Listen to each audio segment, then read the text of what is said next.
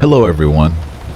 Tonight, I want to help you let go of the day and ease into rest. I know many of you use these videos to fall asleep, and it means a lot to be part of your nightly routine. So, if you haven't already, take a moment to like the video and subscribe. It truly helps. Now, close your eyes and let's begin. Story 1: The Mysterious Logging Operation. In the dusty expanse of rural New Mexico, where the horizon stretches endlessly across canvas of red rock and sagebrush, my grandfather Dale lived a life of honest labor.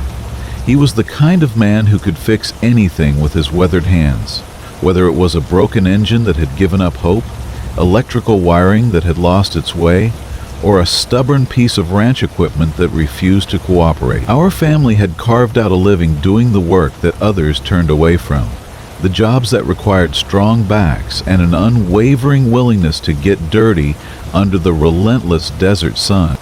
That particular summer started like any other, with the heat shimmering off the asphalt and the wind carrying the scent of creosote across the valley. But then something extraordinary happened that would change everything. A logging company appeared overnight, like a ghostly apparition materializing from the desert air itself. The strange thing was, there wasn't much forest to speak of in our area, just scattered patches of scrub oak and the occasional stand of pinon pine that hardly seemed worth the effort of industrial logging equipment. Dale, ever curious and never one to pass up good work, applied to be a truck driver for this mysterious company. To his complete surprise, they hired him on the spot, along with several other locals, to fill what they called swing shifts. The company arrived with an impressive fleet of shiny new equipment and a crew of men who seemed to know their business with military precision. But there was something unsettling about the entire operation that made Dale's skin crawl with unease. The work schedule was unlike anything he had ever encountered. They operated 24 hours a day in relentless rotation, and the company planned to be in the area for only 1 week.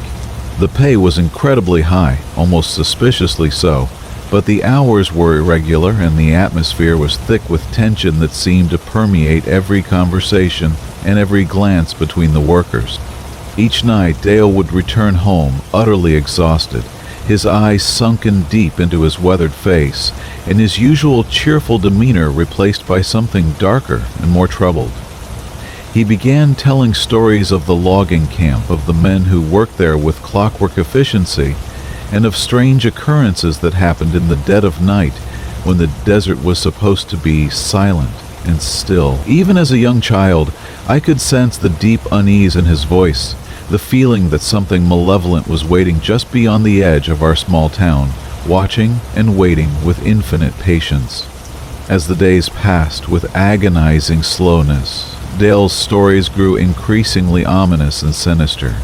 He spoke in hushed tones of strange noises echoing through the sparse woods, of lights flickering mysteriously in the darkness where no light should have been, and of an unshakable feeling that unseen eyes were constantly trained upon him and his fellow workers. My grandfather wasn't one to spin elaborate tales for entertainment, so when he spoke of these things with genuine fear in his voice, I knew something was genuinely wrong. The men he worked alongside were unlike any loggers he had ever encountered. They all wore identical high and tight haircuts, pressed black suits that seemed entirely impractical for manual labor, and carried themselves with the bearing of military personnel trying unsuccessfully to blend into civilian work. Every single piece of equipment was brand new and freshly oiled, from the massive trucks to the tree pushers, none of it showing any signs of previous use. The vehicles all bore temporary paper license plates with identical numbers and letters, lacking proper expiration dates, as if they existed outside normal bureaucratic systems. The loading zone was entirely private and surrounded by tall barbed wire fences that reminded Dale uncomfortably of military installations he had seen in old war movies. Armed guards walked regular patrols around the perimeter, and jeeps conducted constant surveillance laps around the entire facility, ready to respond instantly to any sign of trouble or unauthorized intrusion. The hired local drivers were strictly forbidden from entering any area beyond the truck stalls outside the main fence, creating an atmosphere of secrecy that felt oppressive and unnatural. During their nighttime drives to the processing facility, which was located approximately 2 hours west in the direction of Chaco Canyon, Dale and his fellow drivers began witnessing phenomena that defied rational explanation. Every single night without fail, after they had traveled well outside the borders of their small community into areas where sparse woodlands dotted the valley floor, brilliant lights would begin appearing in the distance. These weren't ordinary lights, but impossibly bright white orbs that seemed to contain the concentrated brilliance of captured sunlight. The lights would dance around each other in complex patterns, engaging in what appeared to be elaborate games of chase, before seeming to blink coded messages toward the convoy of trucks below. They would zip through the trees with impossible speed and agility, interrupted occasionally by the forest canopy, but always returning with renewed intensity. When the convoy reached its destination, the lights would suddenly shoot upward into the night sky, one after another, until the woods returned to their natural darkness and stillness. Even more disturbing were the figures that appeared along the highways during these midnight runs. Well-dressed individuals in business suits and ties would stand motionless beside the road at 2 in the morning, some carrying briefcases as if they were commuting to important meetings in the middle of the desert. They never attempted to flag down the trucks or ask for rides, but simply watched the procession of vehicles pass by with expressions that ranged from blank indifference to apparent joy and satisfaction, and occasionally what appeared to be genuine shock or amazement. The processing facility itself was built into the side of a mountain, accessed through a massive bay door that would roll open to allow the trucks to drive directly underground into what the workers claimed was an old converted mine. But Dale couldn't recall any mining operations in that particular part of the valley, and the underground facility was far more extensive than any mine he could have imagined. The tunnels stretched in every direction, with roadways as wide as 80 feet and ceilings that soared to heights of 100 feet or more, creating a vast subterranean network that seemed to extend to impossible depths beneath the desert floor. The trucks themselves bore no identifying markings whatsoever, which violated numerous transportation regulations that Dale was familiar with from his years of driving experience. They were completely devoid of company names, unit numbers, length specifications, or serial numbers that were legally required on commercial vehicles. The only marking on any of the equipment was a strange circular symbol stamped near the corner of each trailer's back door, resembling some sort of ancient religious or Masonic emblem that none of the drivers had ever seen before. When the week finally ended and the mysterious logging operation vanished as suddenly as it had appeared, Dale was left with more questions than answers and memories that would haunt him for the rest of his life. He and his fellow drivers would spend the next 20 years meeting in local bars and back shops, usually over beer and whiskey, trying to piece together theories about what they had witnessed during those 7 surreal nights in the New Mexico desert. My grandfather took those secrets with him to his grave, never knowing for certain what cargo he had transported through the darkness, or what purpose those brilliant dancing lights had served in the vast conspiracy that had briefly touched our small corner of the world, leaving behind only questions and the lingering feeling that some mysteries are perhaps better left unsolved. Story 2. The Desert Convoy. The year was 2009, and I found myself deep in enemy territory in an undisclosed region of American conflict in the Middle East. As an 88 Mike, a truck driver in the Army, my days blended together in an endless haze of choking dust, diesel fumes that burned the throat, and the constant underlying threat of sudden death that hung over every mission like a suffocating blanket. The desert landscape stretched out before our convoy like an endless grave, punctuated only by the occasional forward operating base that served as tiny oases of relative safety in a sea of chaotic uncertainty. Our extraction mission had taken us to one of the most isolated bases in the network, a facility that sat alone and vulnerable, far removed from the protective umbrella of larger installations. We had just finished loading everything valuable from this remote outpost, stripping it down to its bare bones, and leaving behind only the essential infrastructure that couldn't be transported. The mission was to break down the base systematically, taking all useful equipment and leaving nothing behind that could benefit insurgent forces, who would inevitably move in once we departed. The route we were taking wound dangerously through a series of different outposts, many of which had already been abandoned in the gradual withdrawal of forces from the region. Security along this particular stretch of road was inconsistent at best, creating a tactical situation that shifted unpredictably from day to day. Every time the sun disappeared behind the horizon, it was as if someone had completely rearranged the chessboard of conflict. A stretch of road that had been relatively safe during daylight hours could be littered with improvised explosive devices by the following morning, creating a deadly game of chance that we were forced to play with our lives as the stakes. Our convoy departed from a base that was barely managing to hold its defensive perimeter, its walls breached in multiple places and its defenses worn dangerously thin by months of constant harassment from enemy forces.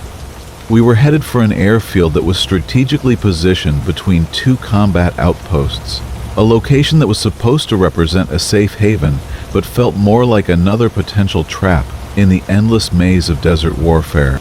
The past few days had been a relentless blur of chaos and violence, with constant barrages of insurgent attacks and mortar fire raining down upon our positions like deadly hail from an angry sky. Our departure had been deliberately delayed as a tactical maneuver designed to throw off enemy scheduling and surveillance, forcing us to linger for several additional hours while fine-tuning our vehicles and attempting to calm our nerves, which were stretched as tight as over-tensioned guitar strings, ready to snap at the slightest provocation. When we finally formed up and began moving, the 3-hour drive ahead of us felt like a journey through the valley of death itself.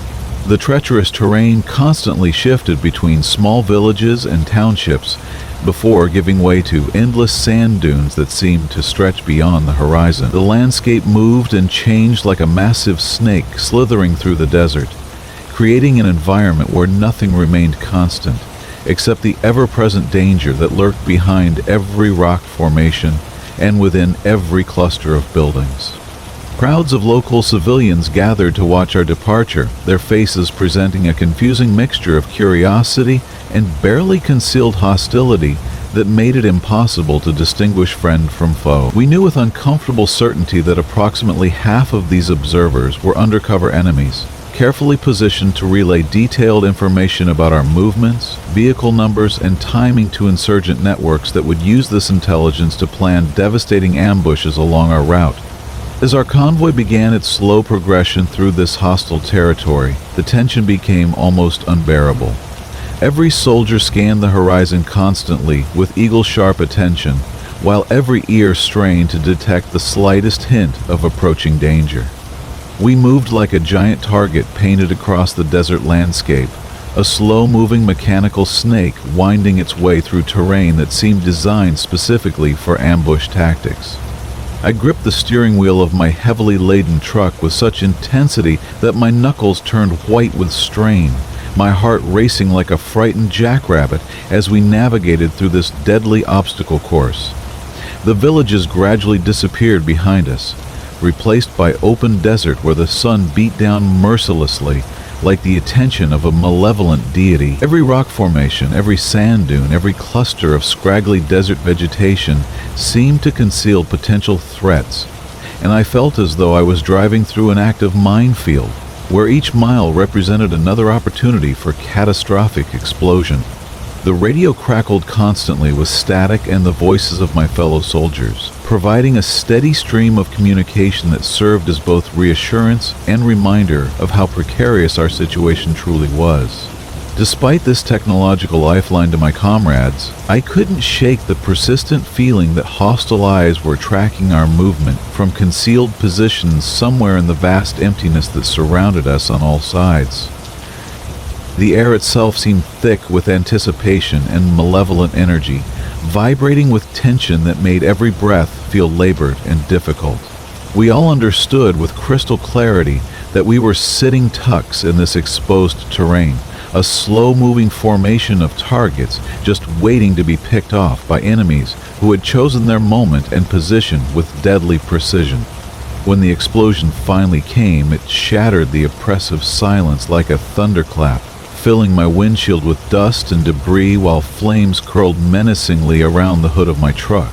The blast mixed catastrophically with my vehicle's combustion engine, effectively destroying all the mechanical systems that kept the truck operational. The catastrophic popping and hissing of all four tires as they succumbed to the intense heat created a symphony of destruction that marked the end of our vehicle's usefulness and the beginning of a desperate struggle for survival in hostile territory.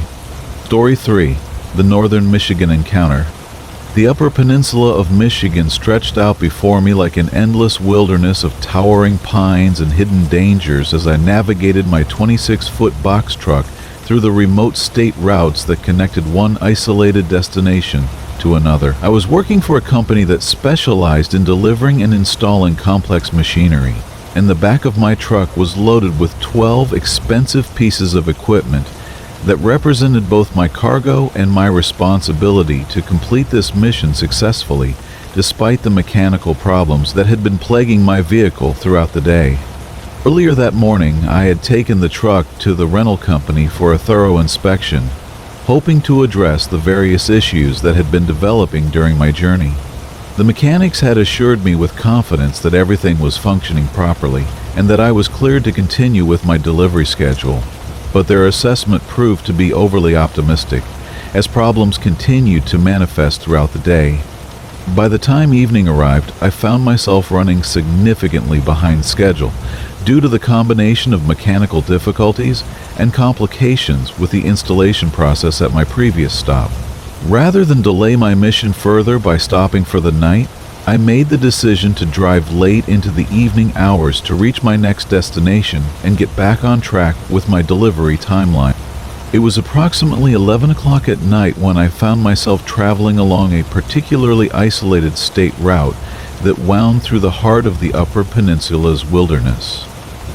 The road was completely devoid of street lighting, creating an environment where the headlights of my truck provided the only illumination, cutting through the absolute darkness that surrounded me on all sides. There were no other vehicles visible in either direction, no signs of human habitation, and no indication that civilization existed anywhere within hundreds of miles of my current position. The feeling of isolation was overwhelming and deeply unsettling, creating a psychological pressure that seemed to intensify with each passing mile. I was experiencing the peak sensation of being completely alone in the middle of an extremely vast wilderness, and this feeling was entirely accurate given the remote nature of my location and the complete absence of any other human presence in the area.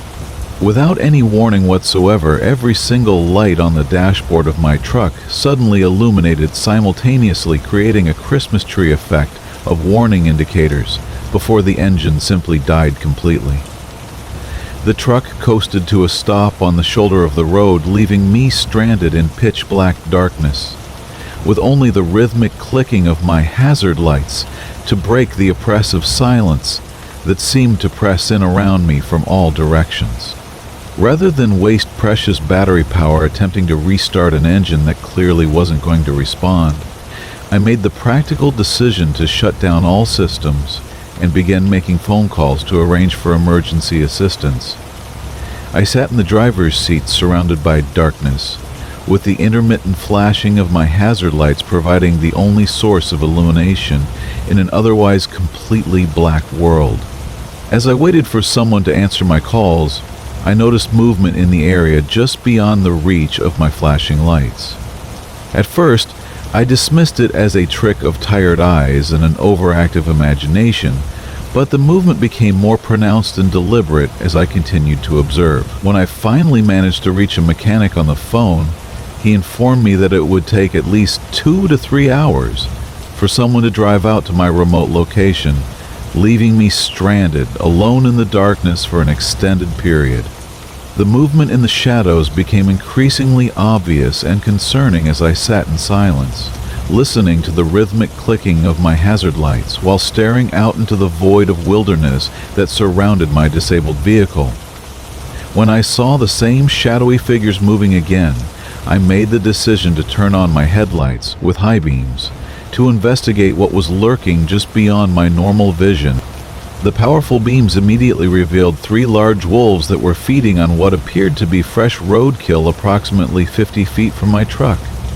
When I honked my horn to announce my presence, the wolves looked up from their meal and regarded me with expressions that seemed more irritated than frightened, as if I was the intruder in their territory rather than the other way around. While I knew that wolves were generally unlikely to attack a human inside a vehicle, their presence added an additional layer of unease to an already stressful situation. I settled in to wait for assistance, periodically turning on my headlights to check on the wolves, who remained in the same general area throughout my vigil. Each time I illuminated the area, they were still there, sometimes feeding, sometimes simply watching my vehicle with the patient attention of predators who understood that time was on their side. The isolation was profound and psychologically challenging. I was surrounded by nothing but endless wilderness, towering trees that seemed to stretch infinitely upward, and the knowledge that the nearest human habitation was many miles away in any direction. The only sounds were the clicking of my hazard lights and the occasional distant noises of the forest that seemed to emphasize rather than diminish the overwhelming sense of solitude. Suddenly, the night was shattered by what could only be described as a woman's scream of absolute terror. A sound so primal and horrifying that it seemed to freeze the very air around my truck. The scream appeared to originate from directly behind my vehicle, close enough that it felt as though the source was standing just outside my rear doors. Before I could fully process this terrifying sound, something massive slammed into the side of my truck with tremendous force, causing the entire vehicle to rock violently on its suspension. This wasn't a gentle bump or accidental contact, but a deliberate impact delivered with enough power to move a heavy truck loaded with equipment. The force was sufficient to throw me around inside the cab, demonstrating the incredible strength of whatever had chosen to attack my vehicle. Story 4. The Icy Hill Descent. The late 1990s found me working for a company that owned and operated one of the most impressive pieces of earth-moving equipment I had ever encountered. A massive Caterpillar D9 bulldozer that weighed over 100,000 pounds when fully loaded with fuel and attachments. This mechanical beast was a testament to engineering excellence, capable of moving mountains of earth and rock with the ease of a child playing in a sandbox. But it wasn't commonly moved off the company property due to the logistical challenges involved in transporting such an enormous piece of machinery. However, the company had invested in the necessary equipment to move the bulldozer when special circumstances required it. Their transportation solution consisted of a 1980S International tractor paired with a specialized drop trailer, both of which had been purchased specifically for the purpose of hauling the massive dozer from one job site to another. Both the tractor and trailer had seen much better days during their years of service, showing the wear and tear that comes from decades of hard use and demanding conditions. But they remained functional and as safe as could reasonably be expected given their age and the demanding nature of their work. The tractor had accumulated several 100,000 miles on its odometer, which wasn't particularly unusual for commercial vehicles of its vintage, but every one of those miles represented hours of stress on mechanical systems that were already showing their age. While the vehicle remained roadworthy and capable of performing its intended function, it required careful attention and respect for its limitations, particularly when hauling loads that pushed the boundaries of its design specifications. We hadn't utilized the bulldozer to its full potential for quite some time, leading the company owner to make the decision to lend it to one of his business partners who had a project that could benefit from its capabilities. As someone who had been hired primarily to operate earth-moving equipment, with truck driving experience serving as an additional valuable skill, I was selected to handle the delivery of this expensive piece of machinery to its temporary new home. The process of loading the massive bulldozer onto the trailer was a careful and methodical operation that required precise positioning and multiple safety checks to ensure that the enormous weight was properly distributed and securely fastened. We used heavy-duty chains and specialized equipment to secure the dozer to the trailer, creating multiple redundant safety systems designed to prevent any possibility of the load shifting during transport. With the bulldozer properly secured and all safety protocols completed, I began my journey along state routes that would take me through a variety of terrain and weather conditions. The CB radio antenna hadn't been professionally tuned in several years, limiting my communication range and forcing me to deal with significant static that made it difficult to clearly understand radio transmissions from other drivers. Weather conditions were challenging, but not unprecedented for the season, with cold temperatures, light snowfall, and reports of ice formation on road surfaces in certain areas. I had properly displayed the required oversized load banners on the bulldozer to alert other drivers to the presence of my unusually wide and heavy cargo, and I began the journey with confidence in my abilities and equipment. One particular intersection along my route was notorious among local drivers for being especially dangerous under the best of conditions. The intersection was positioned at the base of a steep hill, creating a situation where drivers approaching from the elevated side couldn't see the traffic light or any stopped vehicles until they crested the peak of the hill and began their descent toward the intersection below. Under normal circumstances, this design flaw in the road layout was manageable because drivers typically had sufficient distance and time to safely stop their vehicles after gaining visual contact with the intersection. However, these normal circumstances assume dry road conditions, properly functioning brakes, and vehicles of standard weight and size. As I approached this problematic intersection, my CB radio suddenly came alive with the sound of a driver frantically screaming warnings to other traffic about dangerous conditions at the base of the hill. Unfortunately, due to the poor reception quality of my poorly tuned antenna, I was only able to understand approximately every third word of his urgent message, making it impossible to fully comprehend the specific nature of the emergency he was describing. Despite the incomplete information, I instinctively let off the accelerator as I approached the crest of the hill, partly because I was familiar with the intersection's reputation for being dangerous, and partly because I had developed a healthy respect for the area through years of driving experience. Under normal circumstances, this precautionary reduction in speed would have provided me with adequate time and distance to safely stop my vehicle regardless of traffic conditions at the intersection below.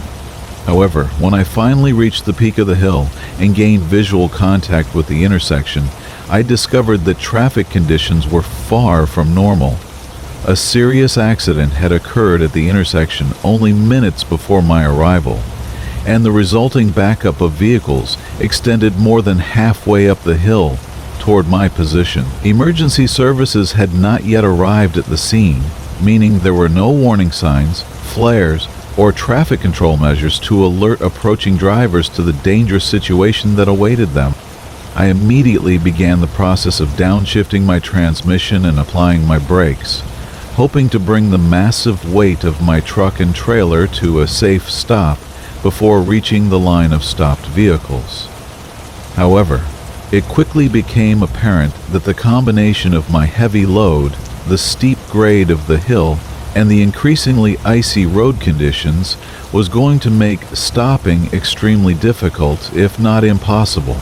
As I applied more pressure to the brakes and continued downshifting to lower gears, I could feel the truck beginning to slide on patches of ice that had formed along the road surface. The tires began slipping and jerking the tractor around in ways that indicated I was rapidly losing the traction necessary to maintain control of my vehicle, and a terrible realization began to dawn on me that there might be no possible way to stop this enormous amount of weight under these treacherous conditions. The situation deteriorated rapidly as I heard the distinctive clanking sound of the fifth wheel connection point and felt the trailer beginning to tug at the tractor in an unusual and alarming manner that indicated the load was no longer following directly behind me as it should. Story 5. The Thing That Spoke with Mother's Voice. 11 years have passed since that December night in Iowa, but the memory remains as crisp and unsettling as fresh snow. I was a senior in high school then, living through one of those brutal Midwestern winters where the cold could kill you if you weren't careful. The kind of winter where the silence was so complete after a snowfall that you could hear your own heartbeat echoing in your ears. My best friend Colton and I were spending what we thought would be a boring winter evening in my family's walkout basement. The familiar sounds of video games filled the space while we waited for the night to pass. My mother had gone straight from work to meet her coworkers at the local bar, planning to unwind with a few drinks after another long day. She wouldn't be home for hours, which gave us teenagers the perfect opportunity for a little rebellion. The family wine collection beckoned to us from its corner cabinet, and we decided to live a little. As I was carefully extracting the first bottle, trying not to disturb the others, I heard the unmistakable sound of the garage door opening upstairs. The heavy wooden door creaked on its hinges before slamming shut with finality. My heart immediately began racing as I frantically searched for somewhere to hide the evidence of our intended mischief. "I thought you said your mom was supposed to be out all night," Colton said, his voice carrying a note of concern that matched my own sudden panic. "She was," I replied, my mind racing through possible explanations. Maybe she hadn't felt well. Maybe plans had changed. Maybe she'd forgotten something important at home. Heavy footsteps echoed from above, deliberate and measured as they moved across the hardwood floors. Then came my mother's voice, calling down to us with what seemed like casual familiarity. "Anyone home?" she yelled, her words carrying through the house with perfect clarity. "Yeah, we're just hanging out in the basement, Mom," I called back, still searching desperately for a hiding place for the wine bottle. The basement suddenly felt smaller, more confined, as if the walls were pressing in around us. More footsteps followed, moving from the garage door toward the staircase that led down to where we were hiding. "Hey, can you come help me with something? I need you up here," the voice called again. It was definitely my mother's voice, with all the familiar inflections and cadences I'd heard throughout my childhood. "Yeah, just give me a minute, Mom," I replied, finally finding a suitable hiding spot behind some stored holiday decorations. The silence that followed stretched for what felt like an eternity, maybe 20 seconds, that seemed to last 20 minutes. Then came the question that changed everything. "Anyone down there with you?" The voice carried a different tone now, more serious, more concerned. But there was something else, something indefinable that made the hair on my arms stand up. The voice sounded like my mother's, but it was missing some essential quality that I couldn't quite identify. It was as if someone had recorded her speaking and played it back through a slightly faulty speaker. Our family had always maintained an open-door policy. Friends and relatives came and went freely, and my parents had never been concerned about who might be visiting. The question itself wasn't unusual, but the way it was asked, with that strange underlying urgency, set off every alarm bell in my teenage brain. "It's just Colton," I yelled back, my voice betraying the unease that was beginning to build in my chest like gathering storm clouds. I finally located the wine bottle's hiding place and began walking toward the stairs, each step feeling heavier than the last. The basement, which had always felt like a safe haven, now seemed oppressive and claustrophobic. As I climbed those familiar steps, I became acutely aware of the overwhelming silence that had settled over the house like a heavy blanket.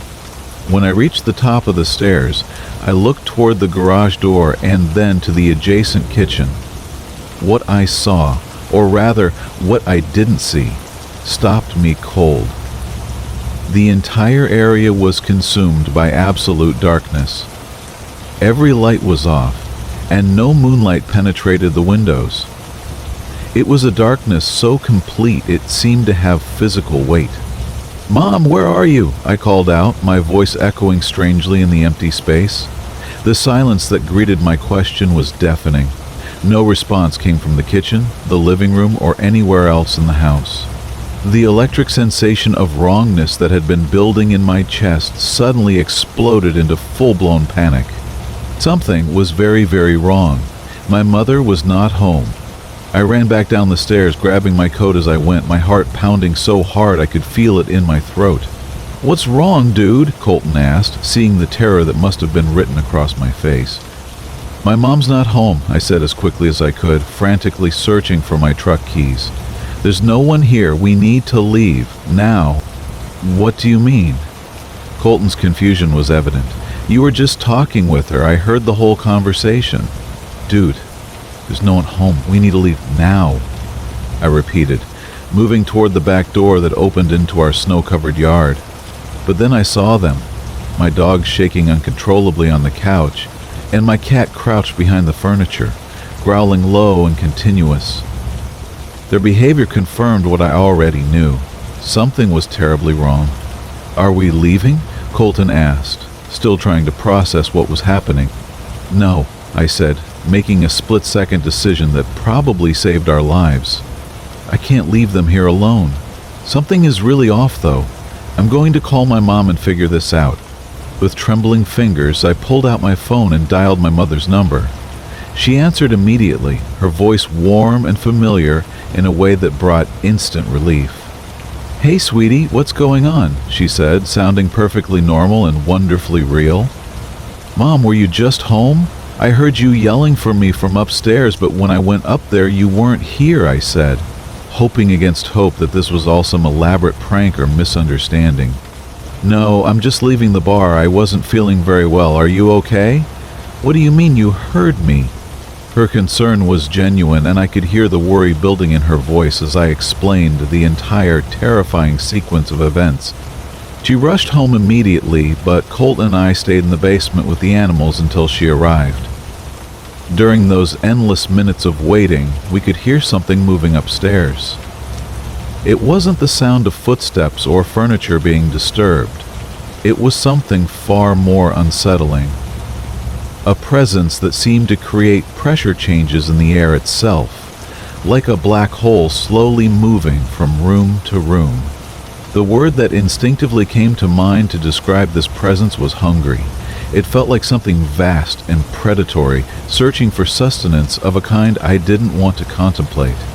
When my mother finally arrived home, we could feel the thing leave as quickly as it had come. The oppressive atmosphere lifted instantly, like a storm cloud dissipating in a sudden wind. The house returned to normal, filled once again with familiar sounds and comfortable energy. We never figured out what happened that night. My mother has since passed away, and I've moved to Arizona, far from those brutal Iowa winters. But whenever I return home and see Colton, we still talk about that night. He still gets visibly unsettled by the memory, and I know that whatever we encountered had perfectly mimicked my mother's voice while harboring intentions that were anything but maternal. Some things are better left unexplained, buried in the snow of memory where they can't hurt anyone else. Story 6. The Paperboy Who Heard Too Much. I used to deliver newspapers when I was 13, back when paper routes were still a thing, and kids would hustle through neighborhoods at dawn with heavy satchels slung across their shoulders. It was old-school work that taught responsibility and perseverance, the kind of job that built character whether you wanted it to or not. Rain or shine, snow or sleet, the papers had to be delivered. That was the unspoken rule that governed my early morning. Looking back, I think they hired kids for these routes precisely because we were easier to pressure into going out in terrible weather. Adults would have had the sense to stay home during blizzards, but 13-year-olds could be convinced that the paper absolutely had to reach every doorstep, no matter what nature had in store. That particular winter morning started like any other. I loaded my satchel with the day's papers and set out into the pre-dawn darkness, my breath forming small clouds in the frigid air. Winter deliveries were actually my favorite shifts because the world felt completely different at that hour. Everything was peaceful and still, as if the entire neighborhood was holding its breath before the day began. The houses I passed looked like something from a greeting card, cozy and warm with occasional wisps of smoke still escaping from chimneys. Streetlights cast dim yellow circles on the snowdrifts below, creating a series of small stages where winter performed its quiet magic. There was something nostalgic about those mornings, maybe because of the approaching holidays, or maybe just because of the way silence could make even ordinary suburban streets feel enchanted. But that morning was different from the start. As I walked my familiar route, stopping periodically between houses to catch my breath and survey the neighborhood, I felt an inexplicable unease building in my chest. Even now, decades later, I can't put my finger on exactly what was wrong. The streets looked the same, the houses were unchanged, but something in the air itself felt charged with potential danger. I pushed through the discomfort and continued my deliveries, determined to finish the route and get back to warmth and safety. The few early risers I glimpsed through windows looked normal enough, going about their morning routines with coffee cups and newspapers.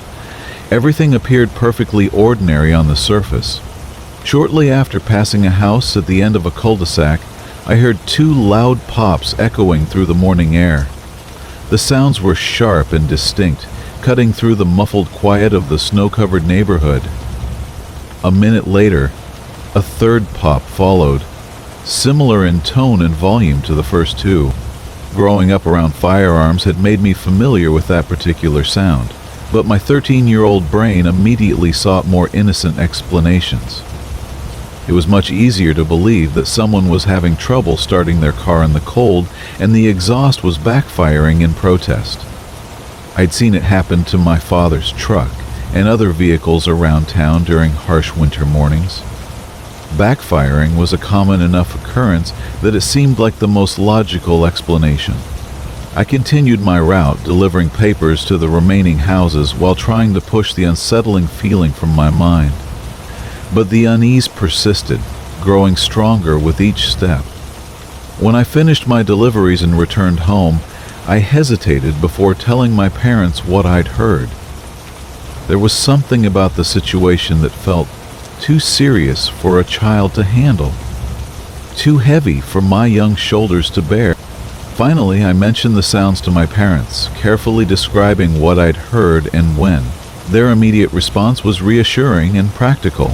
It was probably just a car backfiring, they said, dismissing my concerns with the gentle authority that parents use to calm anxious children.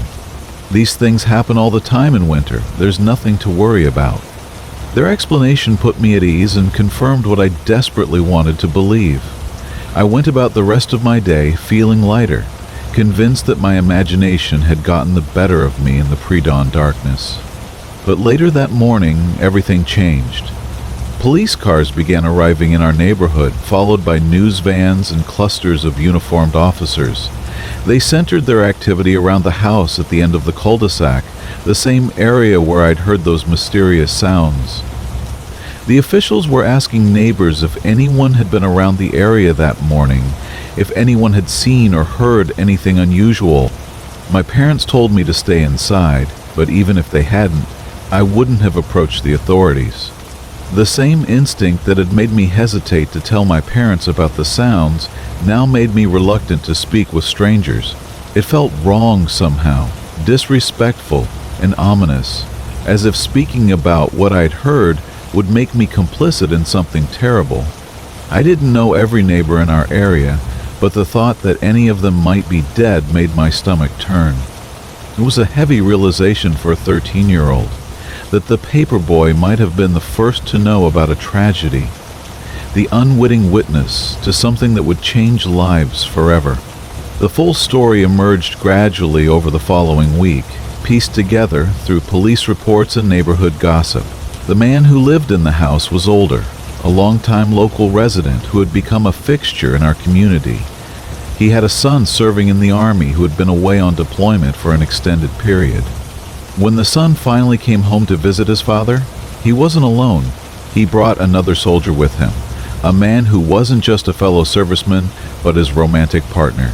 The son had chosen this visit as the moment to come out to his father, to introduce the man he loved and hoped to build a life with. No one knew the exact details of how that conversation went, but we all learned how it ended. The father, unable or unwilling to accept his son's truth, had taken a gun and killed both young men that morning. Then, in a final act of desperation or shame, he had turned the weapon on himself. I can only imagine how cold that visit must have been, and not just because of the half-foot of snow that covered the house and clogged the streets. The emotional climate inside that home must have been arctic, filled with disappointed expectations and generational misunderstanding. It was probably the morning the couple was planning to head back to base to return to a life where they could be themselves without fear or judgment. The tragedy impacted our entire community, but it affected me in ways I'm still processing decades later. I didn't deliver another paper for several weeks after that morning. Everyone was understanding about my reluctance. Even the newspaper editor showed compassion for a kid who had inadvertently become part of something so devastating. But for me, it became more than just a memory. It felt like I had been the fourth person in that room when it happened, an invisible witness to a family's destruction. The knowledge that I had heard those final moments, that I had been close enough to bear witness to such profound tragedy, created a quiet, suffocating trauma that has stayed with me throughout my life. The sounds I heard that morning, those 3 distinct pops that I so desperately wanted to believe were car trouble, were actually the last sounds 3 people would ever make. In my 13-year-old wisdom, I had chosen the most innocent explanation possible, but reality had other plans. Sometimes I wonder what would have happened if I had trusted my instincts that morning, if I had acted on the unease I felt and called for help immediately. But I know that's not fair to my younger self. I was just a kid trying to make sense of adult problems with a child's understanding of the world. Be good to yourselves out there. Some mornings bring more than just newspapers to your door. Story 7. The Ferry Through Hell. Living on an island in Maine means accepting that your connection to the outside world depends entirely on the weather's mood. The ferry that links our small community to civilization runs only 3 days a week under normal conditions, and those conditions can change without warning. When winter storms roll in from the Atlantic, we become completely isolated, cut off from the mainland like castaways from another century. The boat ride itself is usually pleasant enough. About an hour of gorgeous coastal scenery and salt air that makes you understand why people choose island life despite its inconveniences. On clear days you can see for miles in every direction, watching seabirds dive for fish, while lighthouses stand sentinel on distant shores. It's the kind of peaceful journey that appears in tourism brochures and Stephen King novels, all quaint townships in mysterious depths. But for certain lifestyles, particularly those that require regular contact with the outside world, island living can become a prison. You'll learn to plan your life around the ferry schedule, to stock up on supplies before storms hit, and to accept that sometimes you simply can't leave when you want to. My best friend was having a bachelor party weekend that I absolutely could not miss. We'd been planning this celebration for months, the kind of epic debauchery that exists more in movies than real life. But that's exactly what made it so important. This was our chance to create memories that would last a lifetime, to celebrate friendship and freedom before responsibilities changed everything. The timing was challenging, to say the least. It was Maine in the middle of January, with mountains of snow covering everything, and violent wind swells that made even experienced sailors nervous. My travel options were limited to the ferry and a small commuter plane, both of which seemed questionable given the weather conditions. When I checked the status of both services, however, they showed green across the board. Everything was operating normally, according to the official websites and phone confirmations. I loaded my bags into my car and carefully navigated the icy roads to the ferry terminal, paying the parking fee while harboring serious doubts about the wisdom of this journey. One look at the white-capped waves had me questioning whether I'd read the status information correctly. The ocean was churning with barely controlled fury, sending spray high into the air and creating conditions that looked more suitable for submarine travel than surface vessels. But the status boards confirmed what I'd been told. The ferry was running on schedule.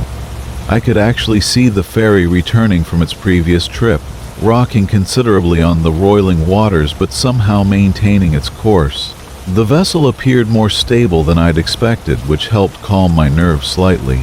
When passengers began disembarking, I studied their faces carefully, looking for signs of distress or trauma that might indicate a difficult crossing. To my surprise, most of them seemed to be in good spirits. I didn't see any ghost-white faces, bulging eyes, clenched fists, or signs of emotional disturbance. They appeared to be normal travelers who had survived their voyage without significant incident. This observation convinced me to proceed with my own crossing, despite the increasingly ominous conditions. Missing the bachelor party was simply not an option. I would rather drown in the depths of the Atlantic Ocean than let my friend down during such an important weekend. So I boarded the ferry the moment I was able, determined to reach the mainland regardless of what Mother Nature had in store. The journey began uneventfully enough. There weren't many passengers on board, just a handful of islanders heading to the mainland for various errands. Some were going to stock up on groceries and supplies. Others had appointments or events they couldn't postpone. We all settled in for what we hoped would be a routine crossing, making casual conversation and trying to ignore the increasingly dramatic movements of the vessel. As we moved away from the protected harbor and into open water, the ferry began tipping back and forth with growing intensity. At first it was just the normal motion you'd expect on a working boat, the kind of gentle rocking that can actually be soothing. But as we progressed further from shore, the movements became more pronounced and less predictable. The ferry would tip in one direction, causing everyone to unconsciously lean the opposite way to maintain their balance. Then it would rock back in the other direction with equal force, creating a nauseating rhythm that made casual conversation impossible. Through the viewing windows, we could see towering whitecaps colliding with our vessel, sending walls of water cascading over the sides. It was a complete whiteout in all directions. Land was nowhere to be seen, and we might as well have been sailing through an endless void of churning water and driving snow. The captain made an announcement over the intercom, his voice carrying the kind of forced calm that emergency responders use during disasters. "Things are rougher than normal out here," he said, "but everything is under control. I need everyone to stay calm, stay alert, and put your faith in me and my crew. For your safety, everyone needs to remain seated for the duration of the crossing." That last instruction deflated morale considerably. If the captain felt the need to keep everyone seated, it meant he expected conditions to get much worse before they got better. We watched through the windows as swells easily over 6 feet high crashed against the ferry, sending spray across the glass and reminding us just how small and vulnerable we were in the face of the ocean's power. We continued the nauseating back and forth motion for the rest of the crossing, each tip seeming to go a little further than the last. The waves tossed us in whatever direction pleased them, and we were completely at their mercy. During one particularly violent movement, the pressure from the water sent a huge crack running through one of the viewing windows. All the passengers seated near that window had to evacuate immediately, but they had to time their movements carefully with the rocking of the ship. The first people who tried to get up in a panic were thrown to the floor so hard it knocked the wind out of them. They learned to wait for the boat to tip the other way before bolting for different seats. The crack in the window continued to grow throughout the journey, though the glass never actually gave way. The crew tried to reassure us by explaining that it was tempered glass with double panes, strong enough to stop a low-caliber bullet. I looked at the ferocious ocean beyond that damaged window and couldn't help but laugh at their optimism. Who cared if it could stop a bullet when we were dealing with the entire Atlantic Ocean pressing against it? Looking back, I think the crew was probably just as frightened as we were and needed to tell themselves something comforting. The captain announced that we were running behind schedule but still making good time. Though no one really reacted to this news, we were all too busy trying not to vomit on each other from the relentless motion. I started to seriously doubt whether reaching the bachelor party was worth risking my life. Mother Nature seemed to be laughing at my presumption, reminding me that human plans mean nothing when the elements decide to flex their muscles. The boat rocked again, but this time it tipped so far that I had to put my foot against the wall next to me to prevent myself from falling. For a terrifying moment, the wall became the floor, and the floor became a wall. I was fortunate to be sitting alone. No one came crashing down on me from higher up the rows. If there had been any loose objects in the cabin, carts or luggage or anything not secured, it would have been like getting stoned to death every time the ferry shifted. We were inches away from being tossed right through those windows and into the frigid waters beyond.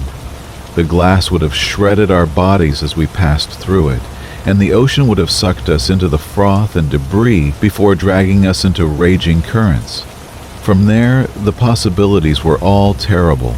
Drowning in water so cold it felt like ice cubes in your lungs, having every bone broken by the force of the waves, or simply freezing to death before any other fate could claim us.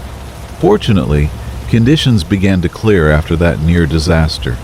We couldn't have handled much more punishment, and I suspect the ferry couldn't have either. We made it to shore and docked successfully, and I even made my flight to the bachelor party on time.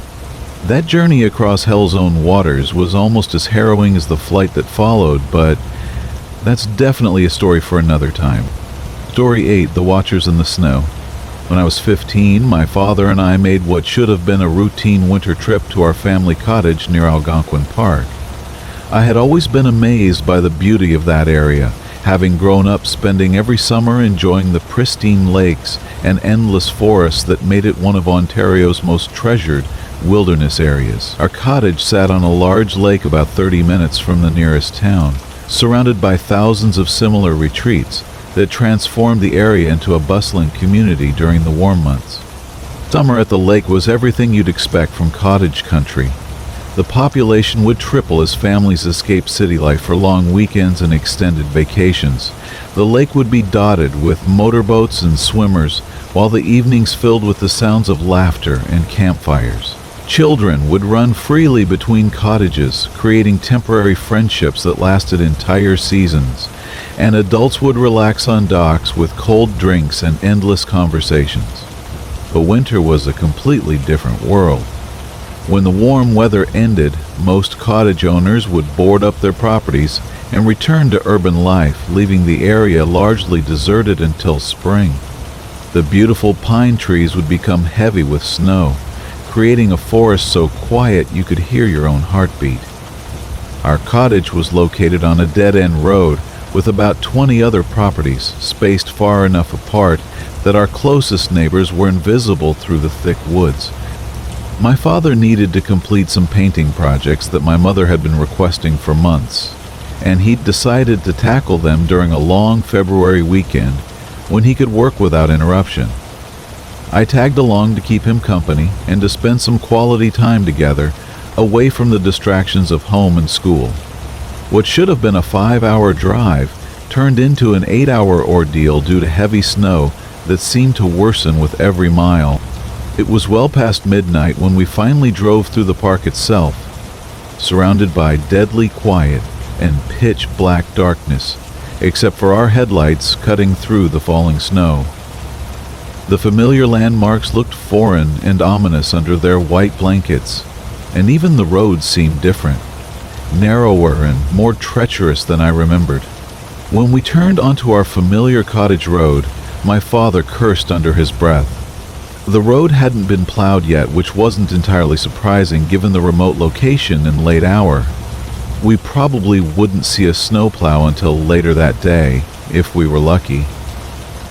As we drove slowly down the snow-covered road, I noticed a fresh set of tire tracks leading in the same direction we were heading. "The Smiths must be up for the weekend," my father commented, referring to one of our few year-round neighbors. It seemed like a reasonable explanation for the tracks, and I didn't think much of it at the time. As we drove around a bend, following the tire tracks through the deepening snow, our headlights suddenly illuminated a white van parked on the side of the road.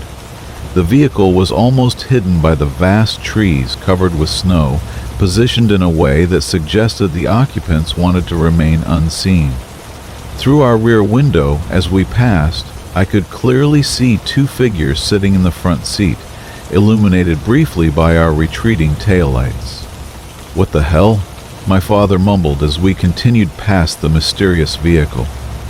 I told him what I'd seen, and he shrugged with the kind of casual dismissal that adults use when they don't want to alarm children.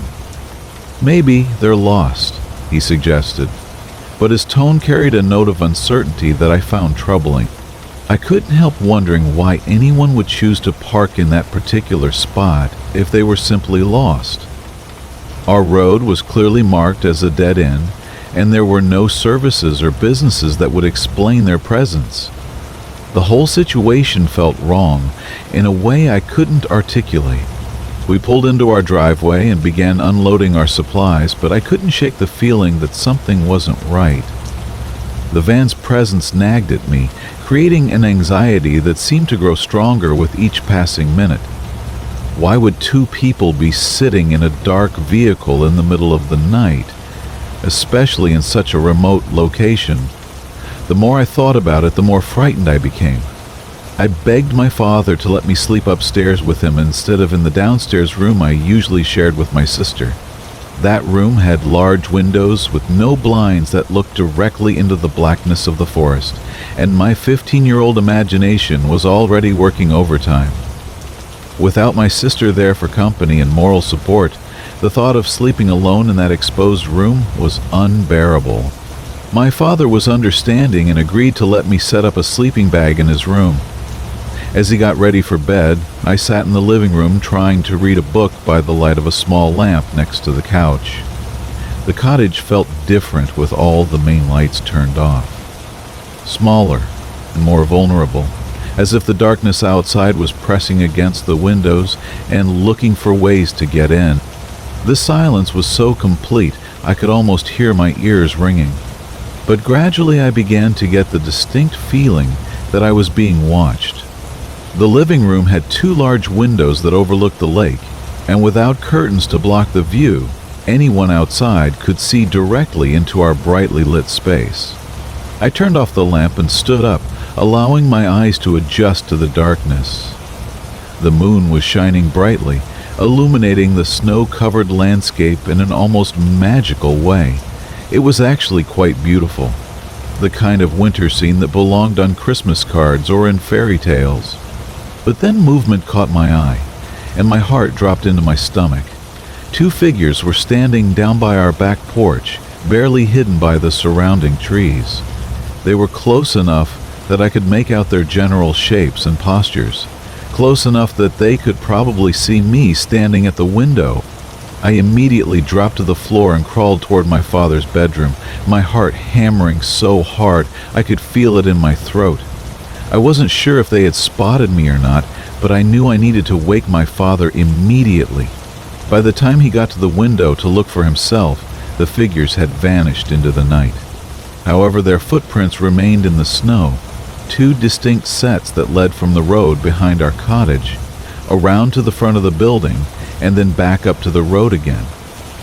The tracks told a clear story of two people who had deliberately approached our cottage under cover of darkness, circled the building as if conducting surveillance, and then retreated to their vehicle.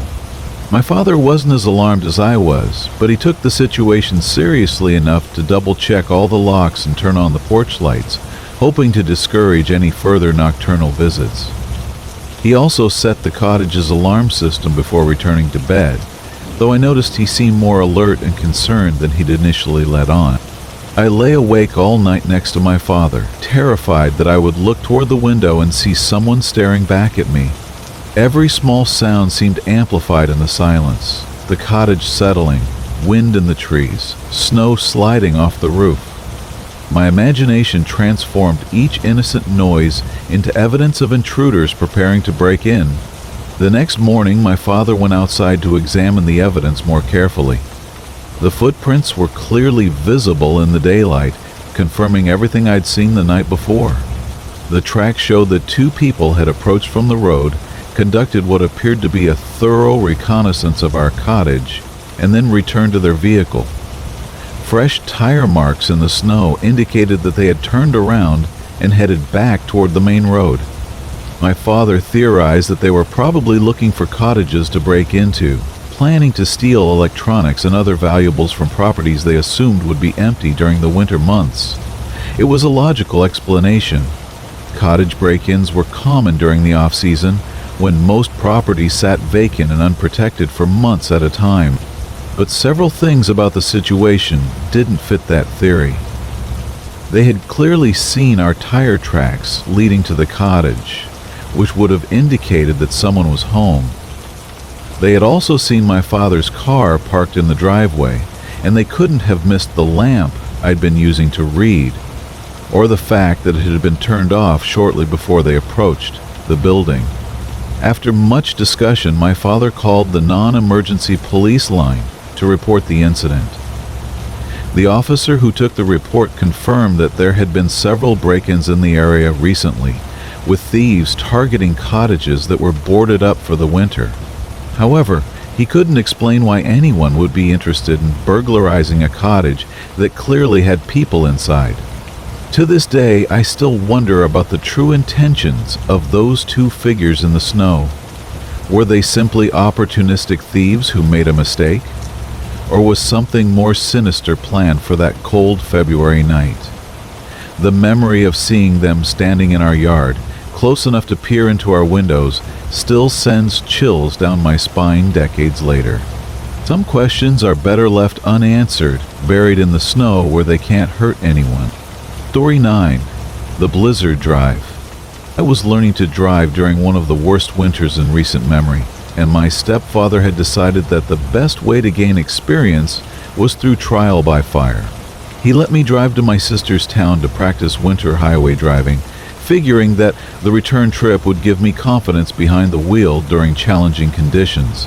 Looking back, I'm amazed that anyone thought it was a good idea to let a completely inexperienced driver navigate a highway during a pending snowstorm. The storm wasn't supposed to start until later that evening, so we thought we'd be safely home before conditions deteriorated. We joked about how this might be our last trip ever, the kind of dark humor that families use to cope with potentially dangerous situations. Of course, we had no idea how prophetic those jokes would turn out to be. It started snowing just as we left my sister's town, which wasn't immediately concerning since I'd proven capable of driving in light snow. But the weather deteriorated much faster than anyone had predicted. Within 10 minutes of leaving town, we found ourselves in a complete whiteout that transformed the familiar highway into an alien landscape. I was driving in the left lane at 8 o'clock in the evening, which meant we were surrounded by pitch-black darkness broken only by our headlights. Peak winter in our part of Canada meant that the sun disappeared early and completely, leaving travelers dependent on artificial light to navigate roads that could be treacherous even in good weather. The falling snow created a disorienting effect that was unlike anything I'd ever experienced. It wasn't like the science fiction movies where stars streak past a speeding spacecraft. Instead, the countless flakes filled our windshield view completely, and our headlights bounced off them to create a blinding curtain of white. I couldn't see anything beyond the immediate front of our vehicle. Snow was accumulating along the edges of the windshield by the inch, despite the wipers working at full speed.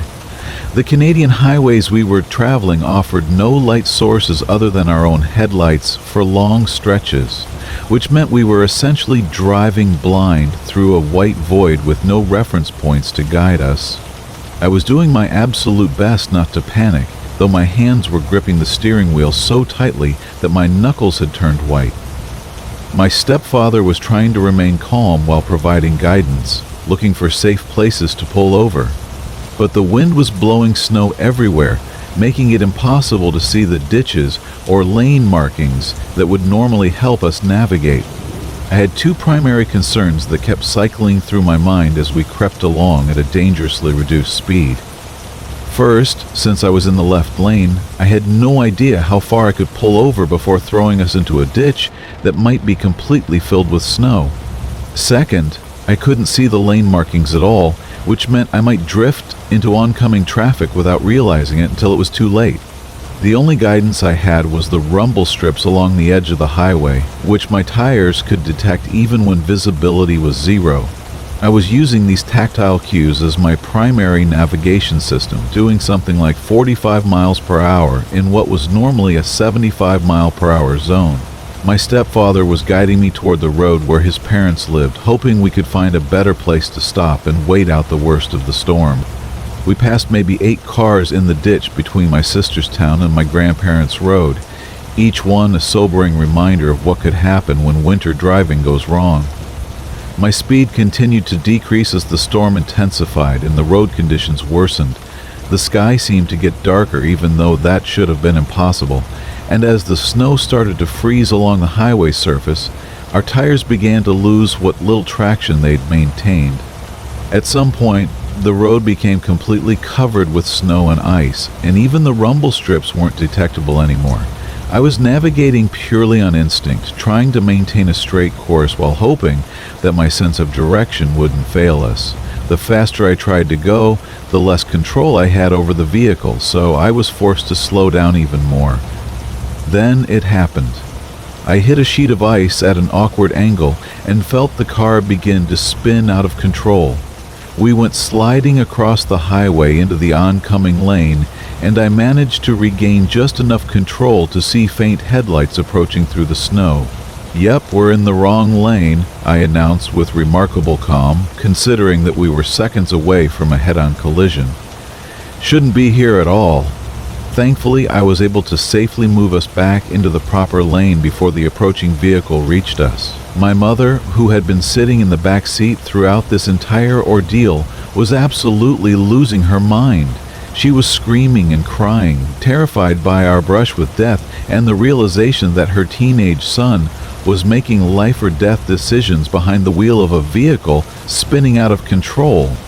My stepfather was surprisingly less calm than I was, though he was trying to keep his composure and avoid grabbing the wheel in a panic. It's not like he could have crawled into the driver's seat and taken over somehow, even if he'd wanted to. We were committed to this course of action whether we liked it or not. I could barely see an inch from the front of the car, but somehow we managed to reach his parents' road and pull over safely. When I stepped out of the vehicle to switch places with my stepfather, the snow was up to my shins and still falling heavily. The storm had intensified to the point where even standing outside for a few seconds was dangerous. We ended up staying the night at my grandparents' house because there was absolutely no way we were making it back home alive, even with an experienced driver behind the wheel. We found out about 15 minutes after arriving that the highway department had closed the entire route due to hazardous conditions. We had been among the last vehicles to make it through before the official shutdown. The next morning, we had to dig our way out of the house just to reach our car, which was completely buried under fresh snow. I got to stay home from school that day since we were stranded out of town, while everyone else had to attend classes as usual. It seemed like a small compensation for nearly dying on a highway the night before. That blizzard drive was my first winter with a learner's permit and my first experience with truly dangerous weather conditions. If we had been driving a smaller car, we never would have made it to my grandparents' house to begin with. The weight and stability of our larger vehicle probably saved our lives that night. I was absolutely terrified throughout the entire experience, but I was determined not to let my parents know how scared I was, especially with my mother already panicking in the back seat. Looking back, we never should have attempted that drive. but it ended up teaching me invaluable lessons about handling emergency situations and extreme weather driving that served me well in later years. It was a nightmare trip that I'll never forget, but it also made me a better and more confident driver in the long run. Sometimes the most terrifying experiences become the most valuable lessons, though. I wouldn't recommend that particular teaching method to anyone else. Story 10. The Slide Toward Death. I was driving up to a ski hill after a fresh snowstorm, looking forward to a day on the slopes, despite my less than ideal vehicle preparation.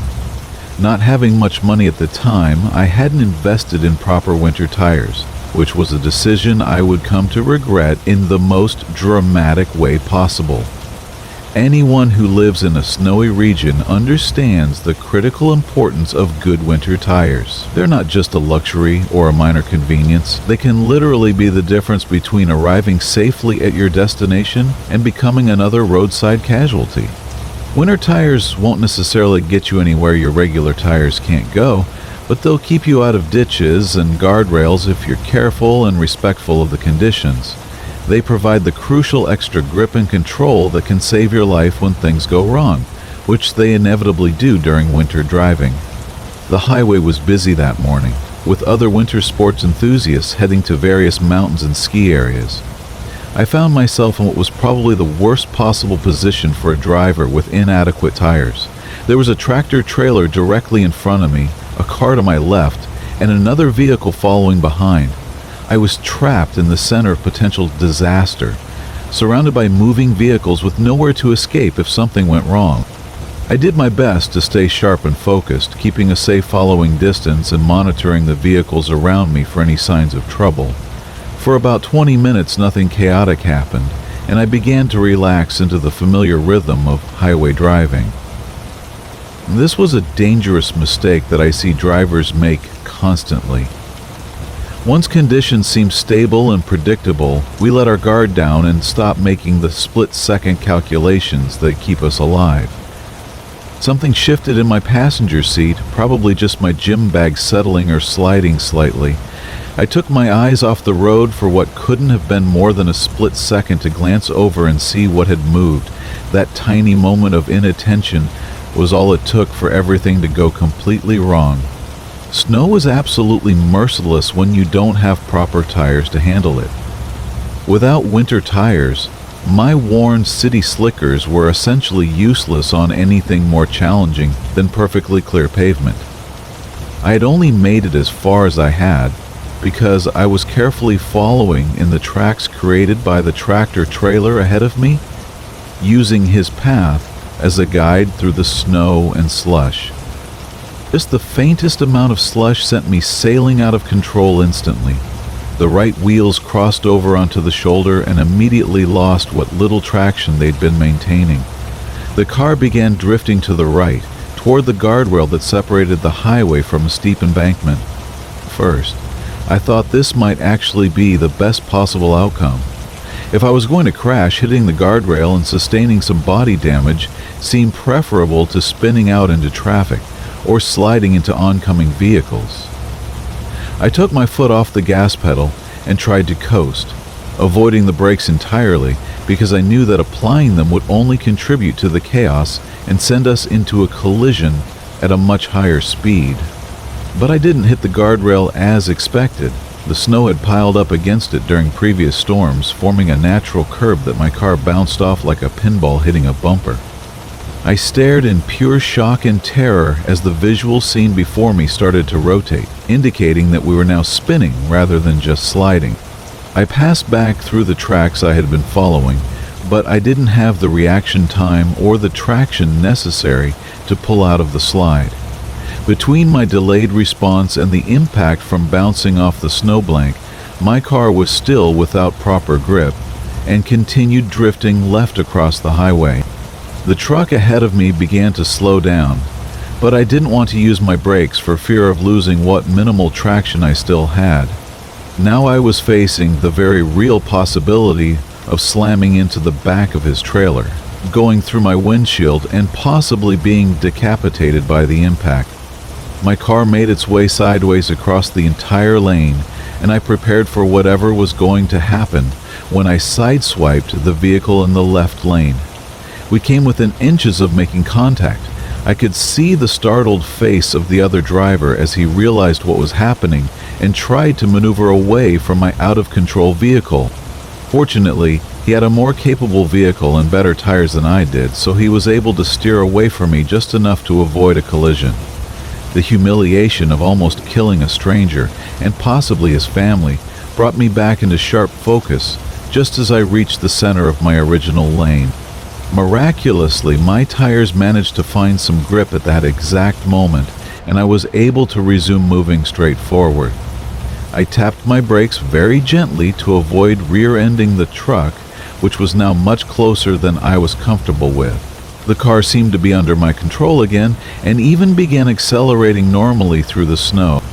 Writing it all out like this makes the incident seem like it lasted forever, but the entire event couldn't have taken more than a few seconds. Car accidents have an uncanny way of stretching time, making every moment feel like an eternity, while you watch events either improve or worsen in rapid succession. There's something about the real-time reaction to life-threatening situations that dilates time and stretches brief moments into the longest possible experiences. In the end, the only contact my car made was with that snowbank, and even that didn't leave any visible damage. I had escaped a potentially catastrophic situation through what could only be described as incredible luck. The accident could have gone so much worse, not just for me, but for all the other drivers who would have been caught up in a multi-vehicle collision. If I had killed someone else in that slide, it would have affected me for the rest of my life. The knowledge that my poor preparation and momentary inattention could have ended someone else's story would have been unbearable. I was grateful beyond words that everyone involved had walked away unharmed. When I finally reached the ski hill and completed my day on the slopes, the first thing I did upon returning home was purchase a proper set of winter tires. I haven't gone without them since that terrifying morning, and I never will again. Some lessons are worth learning the hard way, but only if you survived to apply the knowledge you've gained. The mountains will always be there, but you only get one chance to make it home safely to enjoy the memories. Story 11. The Barn That Disappeared.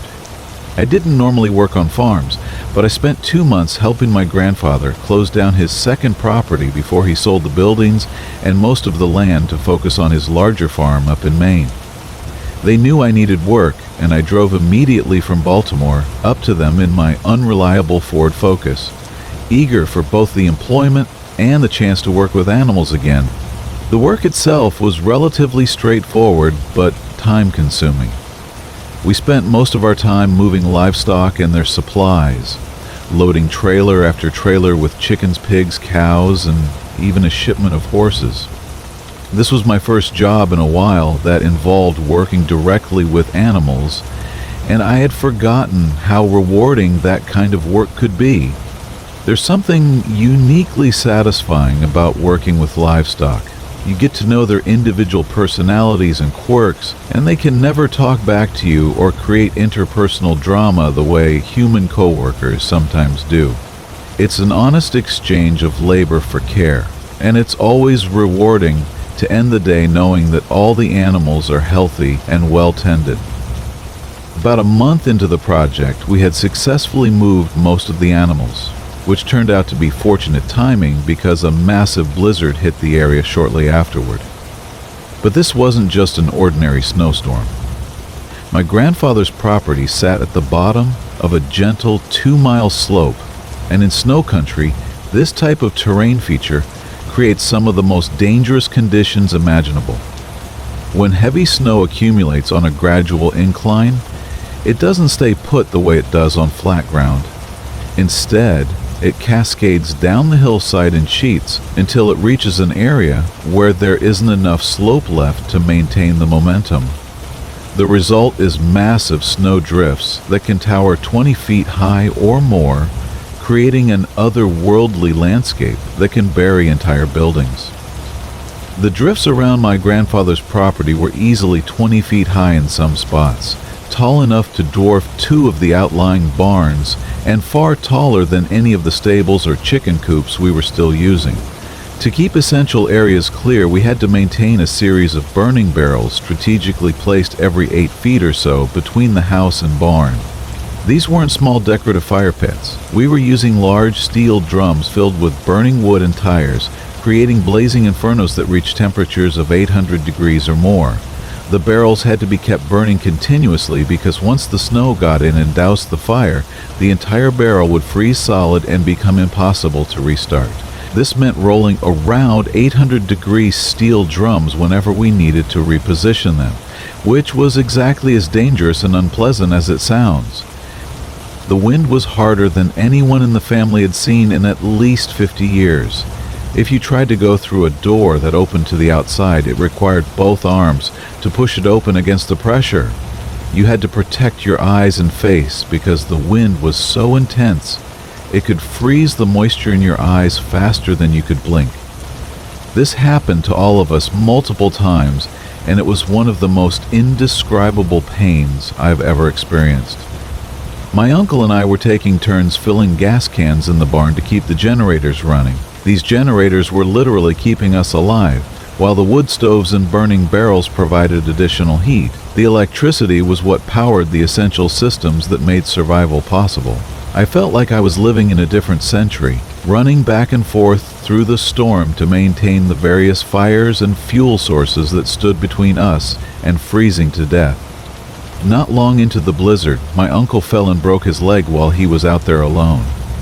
I didn't think to check on him when he didn't return with the gas can, assuming he was just taking longer than usual due to the conditions. When I finally bundled up and pushed through the frost and wind to reach the barn, I found him lying there in the mud and ice, unable to move. He told me he had yelled for help for quite a while, but he quickly realized that no one could possibly hear him over the howling wind. So he just waited, lying in the freezing barn, hoping that someone would eventually come looking for him. Fortunately, my aunt was visiting to help with the move, and she happened to be a doctor. She was able to set his leg and get him properly splinted as well as anyone could under the circumstances. This development meant that almost all of the hour-to-hour labor fell on my shoulders. I had to gather wood for all the fires, fill the barrels, stock up the house, and maintain the generators that were keeping us all alive. I made trip after trip through the storm, carrying armload after armload of supplies until I couldn't go anymore. The ice was starting to form over my eyes and mouth despite all my protective gear. I would thaw out by the fire for 5 minutes and then head back into the storm. We needed more than just wood. We desperately needed gasoline to keep the generators running. I made 6 more trips to collect fuel before I finally gave up, knowing that my fingers and toes were threatening to develop serious frostbite. I wasn't willing to lose any part of my body for the hourly wage they were paying me, regardless of how much the family needed help. Then my grandfather came over to ask me for one more favor. A final trip to the barn to make sure everything was sealed properly before the storm got even worse. I was still dressed in my winter gear and defrosting by the fire, so I agreed to make one more journey into the blizzard. The snow was falling again, piling up on those 20-foot drifts that towered around the property like great white ogres surveying their frozen domain. When I reached the barn, everything appeared to be in order. The fuel line was closed, the lights were off, and nothing seemed out of place. But then I noticed something strange. I couldn't hear the wind anymore. For a day and a half, the wind had been howling constantly against the roof and walls, but suddenly there was complete silence. I could still see through the windows that the wind was blowing just as hard as before, but I couldn't hear it at all. I thought something was wrong with me, maybe some weird symptom of hypothermia or something even worse. Perhaps my nervous system was shutting down one sense at a time. Then I thought my eyes were playing tricks on me, and I started to feel dizzy and disoriented. The support beams and joints of the barn appeared to be twisting in place, starting to lean at impossible angles. I looked at them in amazement, wondering if I was having some kind of cold-induced hallucination. That's when I heard a sound that broke through the unnatural silence. A sharp pop or snap. something quick and loud that didn't belong to the normal sounds of a building settling. I looked back up at the walls and realized that while the joints had stopped moving, the wall boards were actually rippling like water. A window exploded above me, and suddenly I understood what was happening. I couldn't hear the wind because the snow had completely covered the barn. Those massive drifts had piled up so high and so thick that they blocked any light wind from touching the building. Now all that accumulated weight was starting to move, and the barn was going to move with it. The structure was seconds away from complete collapse. I abandoned everything and sprinted for the exit, diving through the doorway and landing hard on the ice outside. I skated on my chest over to one of the burning barrels and turned around just in time to watch a 40-foot snowdrift erase the barn from existence. I had expected an explosive sound, like you might hear when a building collapses in a movie, but the insulation provided by all that snow kept the destruction relatively quiet. The barn simply disappeared beneath an avalanche of white, as if it had never existed at all. My grandfather couldn't believe it when I went inside and told him what had happened. We were all in complete disbelief until the sun came out about 30 minutes later and began to burn off the storm clouds. That was the last winter job I ever accepted and the last time I underestimated the power of accumulated snow. Some forces of nature are simply too powerful for human structures to withstand, no matter how well built they might be. Story 12, The Lake That Almost Kept Me. I was pretty new at driving when I decided to attempt my first drive across a frozen lake, which is a huge rite of passage for young people in Minnesota. It sounds exactly like what it is, kids taking their cars across the frozen surface of really large lakes during the winter months. It's actually much less risky than it might sound to someone from a warmer climate, since the surface ice can be 4 or 5 feet thick, creating a solid sheet that's almost indestructible. Sometimes you'll see a dozen trucks parked in the same vicinity on the ice, representing tens of thousands of pounds, sitting directly on top of what's essentially a massive frozen platform. Between these vehicles, ice fishermen drill holes through the surface to reach the water below, and even with this additional weight and the compromised integrity from the holes, the ice holds strong without any problems. I kept all of this reassuring information in mind as I left solid ground and rolled out onto the frozen water for the first time. It's an unsettling, almost sickening feeling during your initial experiences. The driving itself feels no different from being on land when you're behind the wheel, but mentally, you're aware that there are hundreds of feet of frigid water ready to crush you into nothing just a few feet below your vehicle's engine. Things seemed fine for the first few minutes of my adventure. I was following a well-traveled path that had been plowed and marked by previous vehicles, which gave me confidence that I was taking a safe and established route. But as I approached the center of the lake, I started getting nervous about my navigation. It was extremely difficult to see anything except the plowed path directly in front of me, and I suddenly realized that I had no idea where this route would lead me, or even if it actually crossed to the other side of the lake. The path might simply end in the middle of nowhere, leaving me stranded far from shore with no way to turn around. This was when you typically heard about lake crossings going badly wrong. People would get confused about directions and drive confidently across the lake, only to discover that they had proceeded directly into wilderness areas with no roads or services. Since these remote areas aren't plowed or regularly traveled, some drivers would get completely lost and eventually stuck in deep snow, with no way to call for help. The other common scenario was following tire tracks that simply stopped abruptly, leaving you facing an 8-foot snow wall with no space to turn around. In that situation, your only option would be to back up the entire distance you had traveled until you reached shore again, which could be several miles of extremely dangerous reverse driving. Considering these possibilities, I decided that the smartest course of action would be to turn around and head back to shore while I still knew where I was. I came upon a small area that looked like it might serve as a turning space. It wasn't much of a clearing, but the snow didn't appear to be piled up as high, which suggested that it might be passable. I came to a complete stop, which actually made me more nervous than moving had.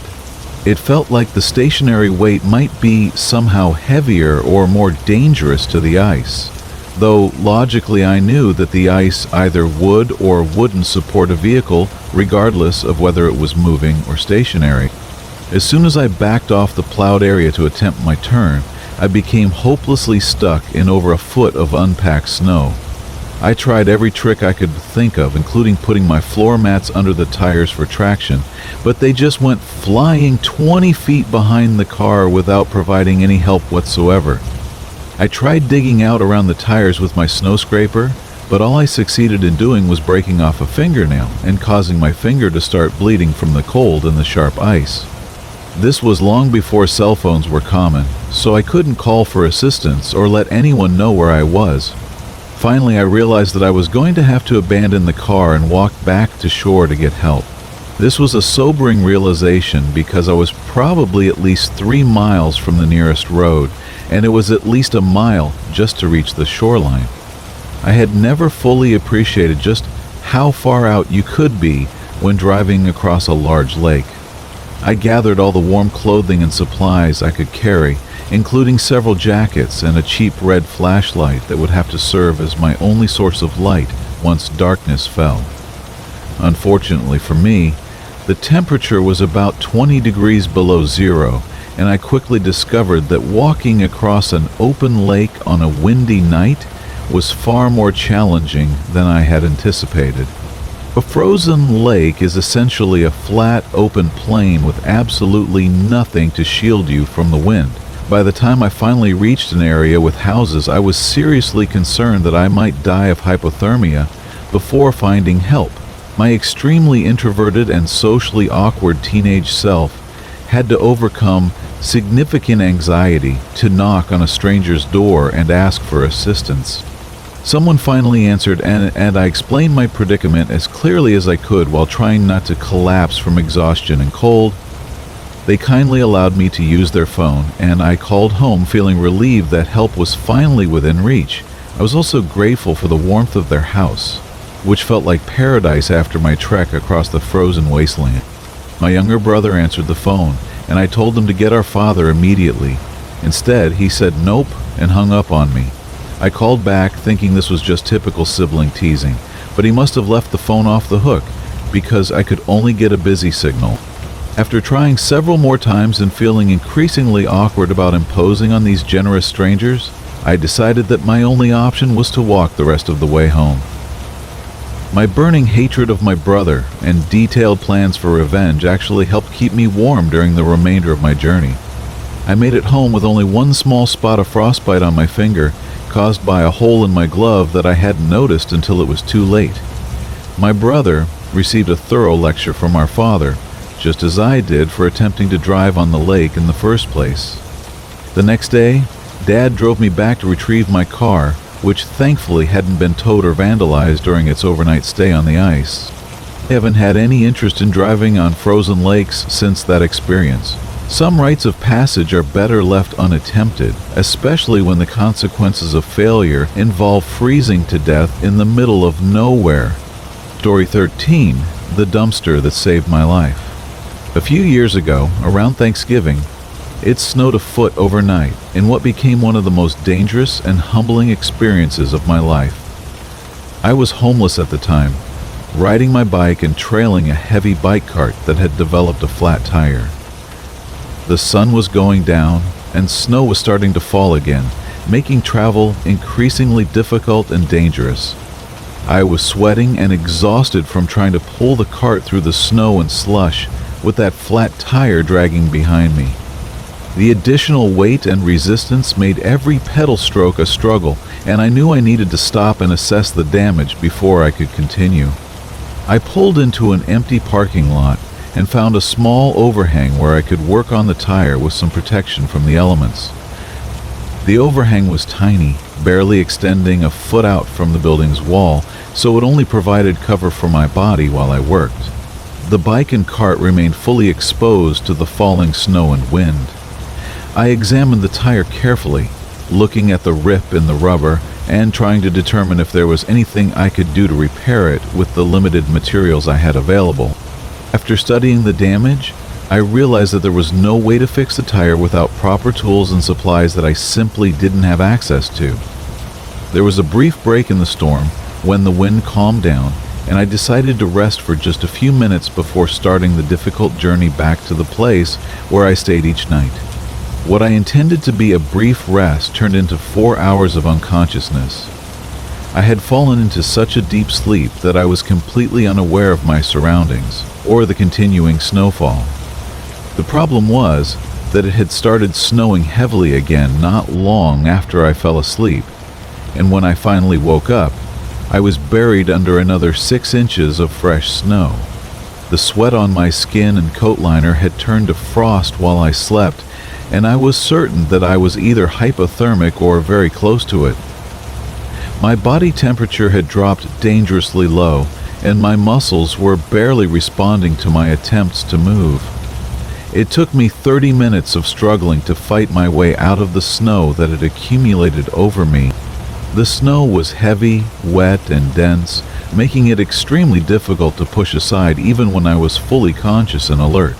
My muscles were operating at the point of failure, and even after I managed to uncover myself, I could barely stand upright. I used my bike's handlebars to pull myself up to my feet, swaying unsteadily as I tried to assess my situation. The parking lot was completely barren, offering no obvious options for shelter or warmth. There was an office entrance to the building, but even that was blown in with snow and clearly accessible. I was scanning the area desperately for any possible refuge when I spotted it, a large green dumpster sitting against the far wall of the building. It certainly wasn't one of my proudest moments, but I was facing a life-or-death situation with limited options. I shambled back to my bike cart, pulled my blanket roll from the interior storage, and made my way over to the big green container. It was one of those commercial dumpsters with a double flip lid top that opened from both sides. I threw my blankets inside and dove in after them, grateful to discover that the dumpster contained just a few bags of garbage and loose cardboard rather than anything truly disgusting. Even if it had been filled with the most revolting waste imaginable, I wouldn't have cared at that point. Survival was the only thing that mattered. I spent the entire night in that dumpster, surrounded by putrid smells and rubbing all the parts of my body that kept falling asleep from the cold. The cardboard actually came in handy for additional insulation, and I used it to fill gaps around the lid that were letting wind and snow into my makeshift shelter. I had resigned myself to losing my bike and belongings, assuming that someone would spot them during the night and simply roll them away without bothering to look for an owner. Even in a storm, there were always opportunistic people cruising around looking for easy targets and unattended property to steal. But when I cracked open my fortress the next morning, I discovered that I had been wrong about that assumption. The sun was shining brightly, my body had recovered from the dangerous hypothermia, and my bike was still exactly where I had left it the night before. No one had disturbed my belongings or taken advantage of my vulnerable situation. That narrow escape from death was one of several events that ultimately helped me turn my life around and escape homelessness permanently. Sometimes what feels like rock bottom is actually a catapult that launches you toward better circumstances and a renewed appreciation for life's basic necessities. The experience taught me never to underestimate the dangers of winter weather and the importance of having backup plans when you're living without traditional shelter.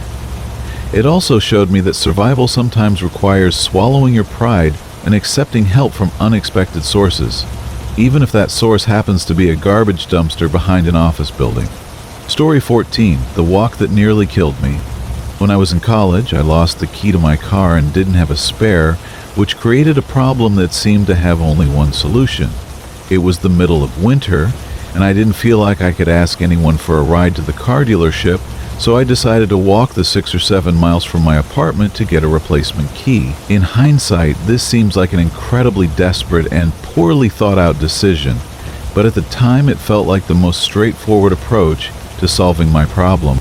I think I was using the winter weather as an excuse not to impose on friends or admit that I needed help, though the harsh conditions were actually the best possible reason to ask for assistance. Walking in snow is exhausting under the best of circumstances. But I was young and 7 miles didn't sound impossibly far. I was completely wrong about that assessment. The journey to the dealership turned out to be the most physically demanding thing I had ever attempted. The first mile took my breath away and left me questioning my decision. But after that, each step required noticeably more effort than the last. My energy levels weren't great to begin with, since the stress of being without transportation had already depleted my physical and emotional reserves. The other major mistake I made was not realizing that there would be another 7 miles waiting for me on the return trip. This really was a desperate plan rather than a carefully considered strategy. I hadn't thought through any aspect of the journey or prepared for the challenges that lay ahead. I arrived at the dealership in the early afternoon, but the process took much longer than I had expected. The quote they had given me over the phone turned out to be significantly shorter than the actual time required. 1 hour turned into 2, and then I didn't hear back from anyone for what felt like an eternity. The sun was setting and snow was starting to fall again by the time someone finally emerged with an envelope containing my replacement keys. Now I faced the prospect of navigating the snowy roadways in complete darkness for the return journey. I pulled my flimsy hood up against the wind and snow, but it was completely useless against the elements. The gusts cut right through the thin fabric, and my entire face was frozen numb within the first 10 minutes of walking. My phone showed that the temperature had dropped from 19 degrees to 25 below zero, which accounted for the wind chill that made every exposed inch of skin feel like it was being attacked with needles. I had frozen my scarf so stiff that I had to pull it inside my jacket to warm it up before I could wrap it around my face, though even that provided minimal protection. I could feel my lips blistering from the extreme temperatures, and another factor presented itself that I hadn't anticipated. I had forgotten my inhaler. It was sitting in my school bag back at the apartment, which meant I had to be extremely careful not to breathe too deeply or trigger an asthma attack during the most physically demanding situation of my life. My breathing was just about the only thing I had any control over, so I was forced to slow down my pace even more to accommodate my compromised respiratory system. It felt like a death trap for someone with my medical condition, requiring me to move slower and slower while the temperatures continued to plummet around me. I started hearing a strange, tiny clicking noise and realized that the condensation from my breath had settled on my eyelashes and frozen solid, making them clink together every time I blinked. I laughed at first, finding the absurdity of the situation amusing despite my circumstances, but after hearing the sound for several minutes, I started to panic about whether my eyelashes might break off entirely, or worse, whether the frost might extend to the liquid in my eyeballs and begin to freeze them as well. I was getting colder and more exhausted with each step, and the simple act of moving forward required increasingly heroic effort just to maintain my forward progress. About 3 blocks from my apartment, the inevitable happened. The asthma attack I had been dreading finally began. It started as a biting fire in my chest and quickly progressed to the point where my lungs felt empty and shriveled. It was like someone had hit me in the back with a sledgehammer and knocked every bit of air out of my body. Now I was trying to breathe through what felt like a straw, while maintaining enough forward momentum to reach safety. It's a terrifying, panic-inducing feeling that I couldn't afford to give in to. I had to reach my inhaler, which I knew was waiting for me in my school bag. I could picture exactly where it was sitting, just a few blocks away, but those final 3 blocks felt like 3 miles given my deteriorating condition. Somehow I managed to stagger the rest of the way home, though I kept losing track of whether my feet were actually moving or not. Sometimes I thought I was standing completely still, but when I looked down, I would realize I was somehow still in motion. It was a very strange hallucination brought on by oxygen deprivation and extreme cold. When I finally made it inside, I knew exactly what I needed to do. I climbed the stairs to my apartment, opened the door, and collapsed on the couch where I had left my bag. My numb fingers fumbled for the inhaler, but I only managed to take one of the required 2 puffs before the oxygen deprivation rendered me unconscious. I had never passed out before, and the involuntary nature of losing consciousness was absolutely terrifying. My roommates discovered me later and assumed I was just taking a nap, so they covered me with a blanket without realizing the severity of what had happened. I was still wearing my boots and all my winter gear when they found me. I regained consciousness several hours later, feeling weak and wheezing as my awareness slowly returned. As the events of the day came back to me, I broke down and sobbed as quietly as I could, overwhelmed by how close I had come to dying from my own stubborn pride and poor planning. I could feel a deep chill in the space between my organs that seemed to go beyond normal cold. It was as if the winter had settled into my very core. I was frightened to remove my boots and examine my feet, worried about what I might find after hours of walking through sub-zero temperatures. The 1 puff from my inhaler had been enough to open my airway sufficiently to keep me alive, and I used it again to further improve my breathing. Though I probably should have gone to the hospital for evaluation, I decided to treat myself at home with layers of warm clothing and hot mint tea before going to bed. Aside from the absolutely destroyed muscles in my legs and chest, my body seemed to have survived the ordeal without permanent damage. There was a persistent throbbing in my head, but not severe enough to force me back out into the dangerous cold for medical attention. Then, in a moment of panic, I remembered the entire purpose of my near-fatal journey, the replacement keys that I had risked my life to obtain. I frantically searched through my coat pockets until I found the envelope from the dealership. There they were, safe and sound. 2 shiny new keys that represented both my transportation solution and my brush with death. All was right in my winter wonderland, though it had nearly cost me everything. My roommates were absolutely flabbergasted when I told them the full story the next day. They had genuinely believed I was just taking a particularly deep nap, having no idea that I had been unconscious from oxygen deprivation and hypothermia. I was incredibly lucky to have survived the experience without serious injury or death. Obviously, the next time I found myself in a similar situation, I swallowed my pride and asked friends for help rather than attempting another potentially fatal solo expedition. Some lessons are only learned through near-death experiences, but the smart approach is to learn from other people's mistakes rather than making your own. The keys worked perfectly and my car started without any problems. Sometimes the simplest solutions require the most dangerous journeys, but that doesn't mean they're worth the risk. Story 15. The Reckless Driver and the Bridge. I was driving to work during the tail end of a massive snowstorm, providing what was considered essential food service for a college campus. Many of the students living in dormitories didn't have kitchens or personal vehicles, which meant they wouldn't be able to eat if we didn't maintain our services during severe weather conditions. Even restaurants near the campus had closed during the Level 3 snow emergency that had been declared within the city limits. The informal policy at work for these dangerous situations was simply to make an honest effort if possible, but never to risk your life for the job.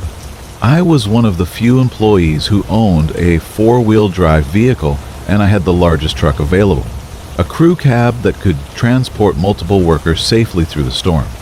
My plan was to drive down to campus and pick up co-workers who lived nearby and wanted to come in despite the conditions. I was rolling down the highway at a decent pace in the only lane that had been partially plowed, staying in the far left and keeping my truck in 4-wheel drive mode. There weren't many other vehicles on the road, which was understandable given the continuing snowfall and hazardous driving conditions. Things seemed to be going relatively smoothly, and I was feeling confident about my ability to navigate the storm safely. But overconfidence is always dangerous during winter driving. When you start feeling relaxed and comfortable, that's precisely when you stop making the split-second defensive decisions that keep you alive. You begin reacting to situations instead of anticipating them, and that's when you forfeit the control that's essential for safe travel in dangerous conditions. I was maintaining about 40 miles per hour when I noticed a pair of headlights approaching from behind me much faster than was safe or reasonable for the conditions. I assumed it had to be an emergency vehicle, police, ambulance, or fire department responding to a crisis somewhere ahead. I couldn't imagine any other reason for someone to be driving so aggressively during a blizzard. When the vehicle got close enough for me to identify it, however, I could see that it was actually a large lifted SUV rather than any kind of emergency responder. My farm truck was pretty substantial, but I had no interest in tangling with something that massive during a snowstorm, especially when the other driver was clearly demonstrating poor judgment and reckless behavior. I signaled to move over to the middle lane and began easing toward the far right, assuming the SUV had four-wheel drive capability, but questioning the driver's intelligence and experience. There was absolutely no reason to be driving at that speed on ice and snow, regardless of what kind of vehicle you were operating or how confident you felt behind the wheel. I let off the accelerator and started inching toward the right lane just as the SUV was preparing to overtake me. We were approaching a bridge at that moment, which made the situation even more dangerous since bridges typically freeze before regular roadway surfaces and provide even less traction for vehicles. Just as we were heading onto the bridge structure, something went catastrophically wrong for the aggressive driver. The ice finally got the better of him, and his SUV began fishtailing wildly as he lost complete control of the vehicle. I immediately began applying my brakes as gently as possible, trying to slow down without risking the same fate for myself. I knew without any doubt that this driver was in serious trouble, possibly facing injury or death depending on how the situation developed. I was desperately trying to create as much distance as possible between our vehicles, knowing that crashes in these conditions often pull multiple cars into the chaos through sliding, collisions with embankments, or other unpredictable factors. The SUV completely lost traction and went spinning across my lane, missing my truck by what couldn't have been more than a few inches. For a split second, we were windshield to windshield, close enough that I could make direct eye contact with the terrified driver. I could see the absolute terror in his eyes as he realized he was no longer in control of his vehicle and had no idea what was about to happen. Then he spun away from me into the darkness, sliding off the highway, right where the guardrail ended and sailing directly into a cluster of trees. I saw the branches shake violently and snow fall in a great whoosh, followed by the faint glow of his taillights somewhere deep in the woods. After that, there was nothing but darkness and the continued howling of the wind. I immediately knew I had to report this accident, knowing how common it was for drivers to send their vehicles off roadways during winter storms, only to never be found until spring thaw revealed their locations. The person who had just crashed might be unconscious with no memory of where they were, and even if they remained conscious, the impact could have scattered the contents of their vehicle to the point where they couldn't locate essential items like their cell phone.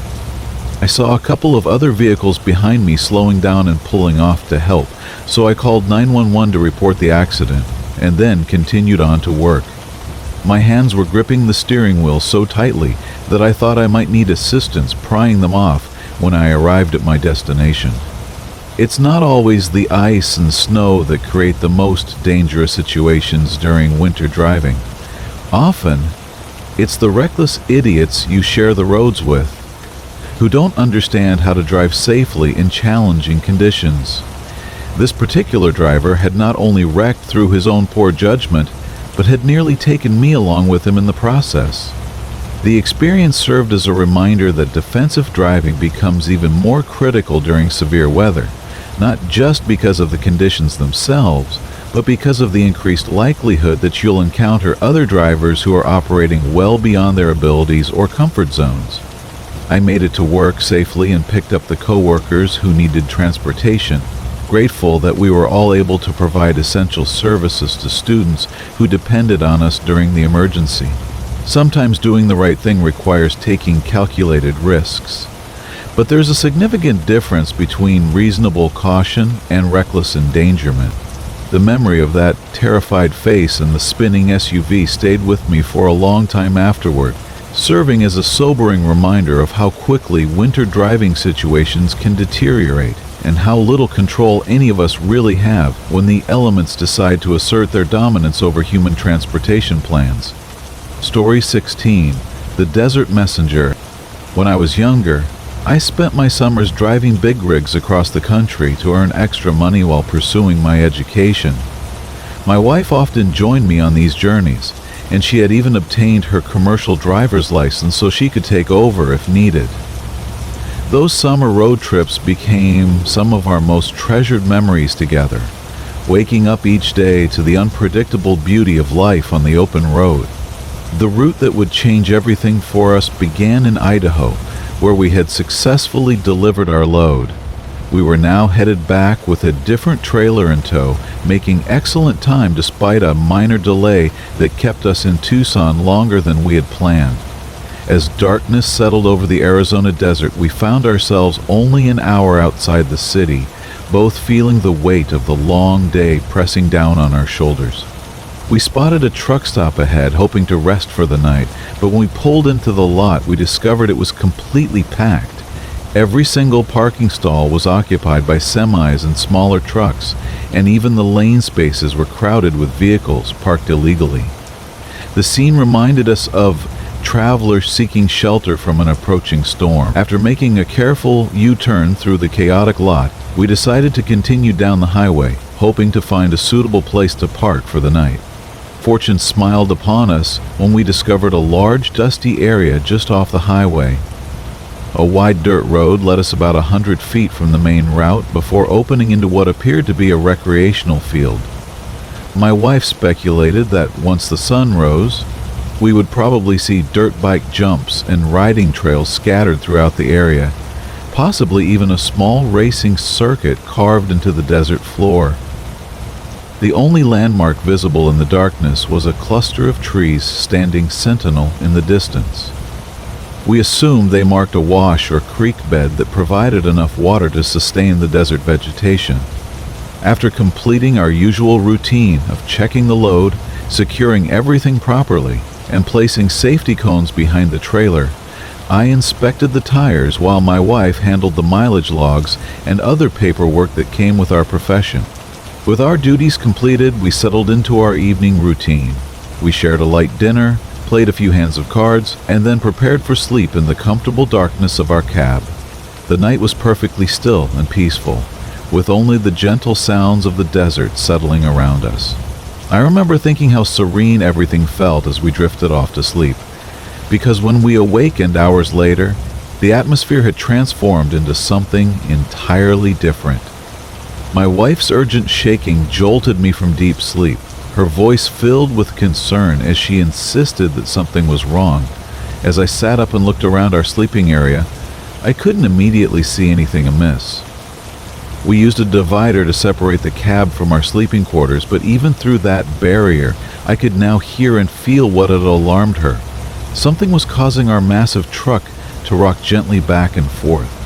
Now, anyone familiar with commercial vehicles knows that trucks and their trailers weigh many tons, making them incredibly stable and difficult to move. However, it's not impossible for external forces to create movement. Strong winds can push the cab around and make the trailer sway like a giant metal pendulum. Road conditions, potholes, or even someone climbing on the vehicle can create subtle vibrations that are felt inside the cab. What we were experiencing felt different from any of these familiar sensations. The movement seemed to come from ground level, as if we were surrounded by a herd of large animals gently bumping against the truck. In our drowsy state, this explanation actually made sense to us. We were, after all, in cattle country, and Arizona ranchers often moved their herds across vast stretches of land, especially during the monsoon season when water sources shifted. We lay there for a while, trying to convince ourselves to return to sleep, and I actually managed to doze off briefly. However, my wife woke me again, and this time I could tell that her concern had deepened into genuine fear.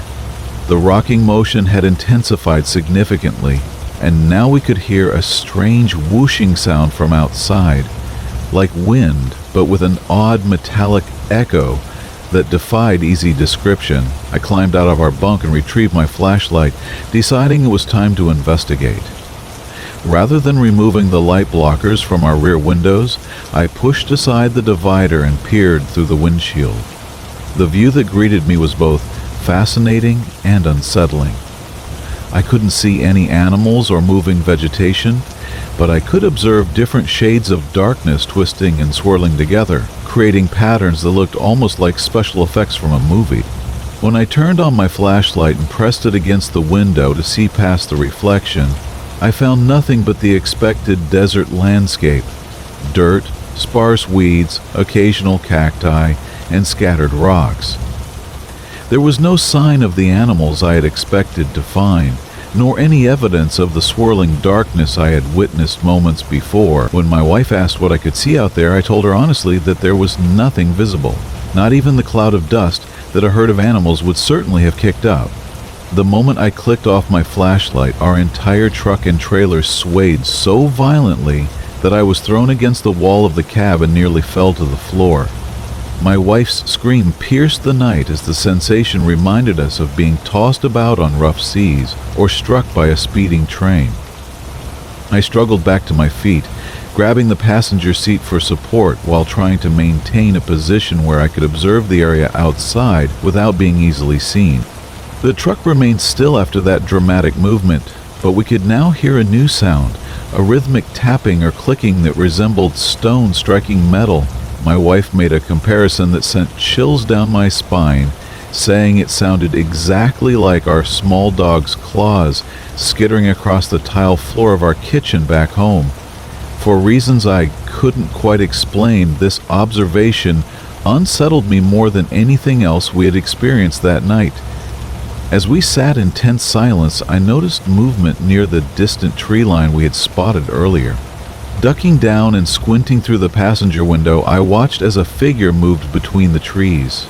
At first, I assumed it must be an animal, hoping it might be something large enough to explain the force that had rocked our truck. However, when the figure stepped away from the tree line and into the open desert, I realized I was looking at a person walking carefully among the rocks and sand. The figure appeared to be a man, and he was looking away from our truck toward the trees. I whispered this observation to my wife, who immediately became agitated and insisted that I start the engine so we could leave immediately. Something in me, perhaps curiosity or a need for logical explanation, compelled me to ask her to remain calm and wait just a bit longer. We were relatively safe inside our locked cab, and I felt that understanding what was happening was important. Reluctantly, my wife agreed to wait and joined me at the passenger window. We watched as the mysterious figure moved away from the trees, stopped, and began making strange dance-like motions that lasted only a few seconds. Then he pointed toward a collection of stones, appearing to look back and forth between the rocks and our truck. In the next instant, he simply vanished, not as if he had walked away or hidden, but as though he had never been there at all. What had appeared to be his distinct silhouette dissolved into a shapeless shadow beneath the desert moon. We spent considerable time discussing what we had witnessed, questioning whether it had been real or some sort of shared hallucination brought on by stress and exhaustion. After several years of summer trucking, nothing like this had ever happened to us before. With the truck now completely still and the mysterious stranger gone, fatigue began to overwhelm us. We needed rest to maintain our driving schedule, so we decided to catch a few hours of sleep and depart before dawn. The remainder of that night proved to be one of the most peaceful I had ever experienced. I slept deeply and soundly without tossing, turning, or waking until my natural alarm clock roused me. There were no sounds, no disturbances, and no commotion. I felt remarkably centered and refreshed. My wife reported the same experience, and we attributed this unexpected tranquility to an adrenaline crash following the night's unusual event. After our morning routine of brushing teeth and preparing for the day, I stepped outside to relieve myself while the engine warmed up. I performed a quick pre-trip inspection and surveyed the terrain for any obstacles that might pose problems when we departed. As I wandered off to find a suitable place for my morning business, I had nearly forgotten the previous night's strangeness until I saw the distant tree line and decided to investigate. The area around the trees contained nothing particularly noteworthy: dead grass, thorny bushes, and tall mesquite trees. The only evidence of human presence was typical roadside litter, discarded cups and snack wrappers. I followed the path where the mysterious figure had walked until I reached the rocks he had been pointing toward. After taking care of my immediate needs behind a convenient tree, I found myself drawn to examine those stones more closely. Initially, the rock formation appeared unremarkable, just scattered stones and dirt. I kicked around between some of the larger rocks and climbed onto the highest outcrop for a better view of the surrounding area. That's when I noticed what appeared to be the brim of a hat at my feet, followed by the unmistakable outline of a human skull and other bones, ribs, fingers, and toes. Everything was clearly human remains, partially buried in the sand and dirt. We immediately contacted local law enforcement via our radio, and Sheriff's Department officers along with state police arrived at the scene quickly.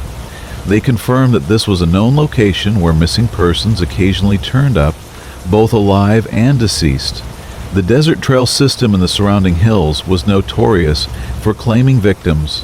Vagrants and people in crisis would sometimes wander off without realizing how far they were from civilization, eventually succumbing to the harsh elements and dehydration. The officers didn't immediately suspect foul play, but they treated the scene as a potential crime until they could establish the identity of the deceased. We provided our account of the previous night's events, and I led them to where the bones were located. They immediately began securing the area with crime scene tape and informed us that the remains had been there for quite some time, weathered and partially buried by natural processes. After several hours of questioning and documentation, we were cleared to continue our journey. The police explained that this particular area was occasionally known for such discoveries, as the combination of harsh desert conditions and isolation made it a dangerous place for unprepared individuals. When we called for a follow-up at the end of the summer, the remains still hadn't been identified, remaining classified as a John Doe case. My wife prefers to believe that we encountered the spirit of the deceased person that night, a lost soul trying to guide us to his final resting place so he could find peace in the afterlife. I remain more skeptical, attributing our experiences to natural phenomena like wind patterns and shadows playing tricks in the moonlight. However, I cannot deny that these unexplained events led directly to our discovery of the remains the following morning. Nothing similar has ever happened to us before or since. We don't live in a haunted house, we've never claimed to have psychic abilities, and supernatural occurrences are not part of our normal experience. I'm still not entirely convinced that anything supernatural occurred that night. The investigating officer suggested that the remains probably hadn't been discovered earlier because of their location. The trees and rocks were positioned in a way that made them obstacles rather than destinations for recreational vehicle users, who typically unloaded their equipment and headed directly into the hills. Regardless of the true explanation for our experience, it remains one of the most memorable and unsettling nights of our trucking career. Whether we witnessed something supernatural or simply experienced a series of coincidental natural phenomena, I'm grateful that the encounter was a one-time occurrence. Most importantly, I hope that whoever we found out there didn't suffer during their final moments in that remote desert location. Story 17, The Midnight Visitor. I spent most of my working life in manual labor, but in the early 2000s I accepted a trucking position that offered an irresistible package, full-time pay for part-time hours, provided I could meet the scheduled delivery times. The job came with complete benefits, insurance coverage, and everything a working person could hope for. After obtaining my commercial driver's license and several additional certifications, I found myself on the road within just a month. Throughout my trucking career, I encountered numerous situations that ranged from merely strange to completely bizarre. But one particular evening stands out as the most unsettling experience of my entire time behind the wheel. I prefer straightforward storytelling without unnecessary embellishment, so I'll recount the events exactly as they occurred. I was making a return trip from Oregon to Minnesota, having already completed one delivery and picked up a second load that would take me home. This particular night found me at roughly the halfway point of my journey, traveling through some of the most beautiful yet isolated territory in the American West. The weather was perfect, my spirits were high, and I was feeling motivated by the fact that my schedule was running well ahead of the projected timeline. Early in my trucking career, I had learned the importance of not pushing myself too hard or burning out from excessive caffeine and stimulant use. Nothing was more defeating than arriving home from a long haul too exhausted to enjoy my time off. I had developed a philosophy of taking things steady and maintaining a level pace throughout each journey. Additionally, I have a heart condition that makes heavy caffeine intake inadvisable, so I relied on natural methods to maintain my energy levels. My approach centered on maintaining a good diet, regular exercise, and most importantly, a consistent sleep schedule. This meant stopping at approximately the same time each night and ensuring I got adequate rest before continuing. Many of my assigned trips were calculated down to the very last minute, but I had developed a system that allowed me to always arrive on schedule while maintaining my health and sanity.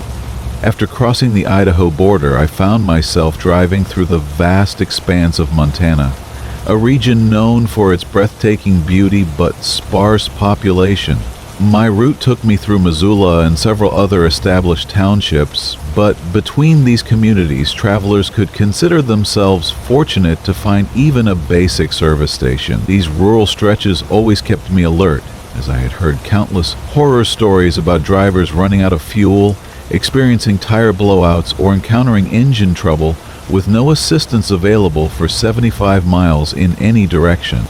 The isolation was particularly pronounced during early morning hours, when I might drive for an entire hour without seeing another vehicle on the road. My destination for the night was a truck stop located in the middle of nowhere between Bozeman and Livingston. My plan was to roll through Bozeman around dinner time, grab a quick meal, and then continue toward the truck stop. After about an hour of driving to let my food digest properly, I would reach my target location, pull over, and be completely ready for a good night's sleep. I valued routine, structure, and having a clear plan for each day. That night, everything was supposed to proceed smoothly, and initially my expectations were met perfectly. My plan unfolded exactly as anticipated. I obtained dinner, filled up with fuel, encountered minimal traffic, and was back on the road in record time. Soon I could feel the familiar drowsiness that comes from digestion combined with a long day of concentrated driving. But there ahead of me were the welcoming lights of my intended rest stop. Anyone who has spent time on America's interstate highway system knows exactly what I'm describing. Those large concrete pull-out areas positioned alongside major highways every 100 miles or so. These facilities typically include restroom facilities, vending machines, trash receptacles, and everything that people living on the road might need for basic comfort and maintenance. When I pulled into this particular rest area, I discovered something that pleased me greatly: the complete absence of any other vehicles. No one else was using this facility, and I found a certain sense of security in having the place entirely to myself. I followed my usual routine of allowing the truck to cool down, securing everything properly, and then making my way to the living space in the back of the cab. My sleeping area was spartanly furnished but comfortable, containing a bed, a small table attached to the wall, and an overhead shelf for storing my personal belongings. I also maintained a small portable power source that I used to charge a flip-style DVD player, one of those technological marvels of the early 2000s that featured both a player and a screen in a single compact unit. I settled in with my blankets and pillows and selected one of my favorite films to watch, either Resident Evil or Reign of Fire, both action thrillers that I had watched dozens of times. Despite the loud gunfire and explosions emanating from the speakers, I found myself drifting off to sleep within about 30 minutes. I closed the DVD player, surrendered to the comfortable darkness of my cab, and prepared for what I expected to be a peaceful night's rest. I must have been asleep for only a couple of hours when something jolted me awake. I couldn't immediately identify what had disturbed my sleep, but I knew with certainty that something had interrupted my rest.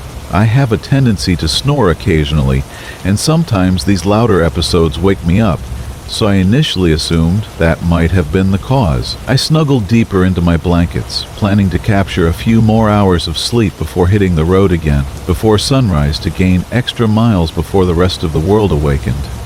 Just as I was closing my eyes again, I heard the sound that had actually awakened me.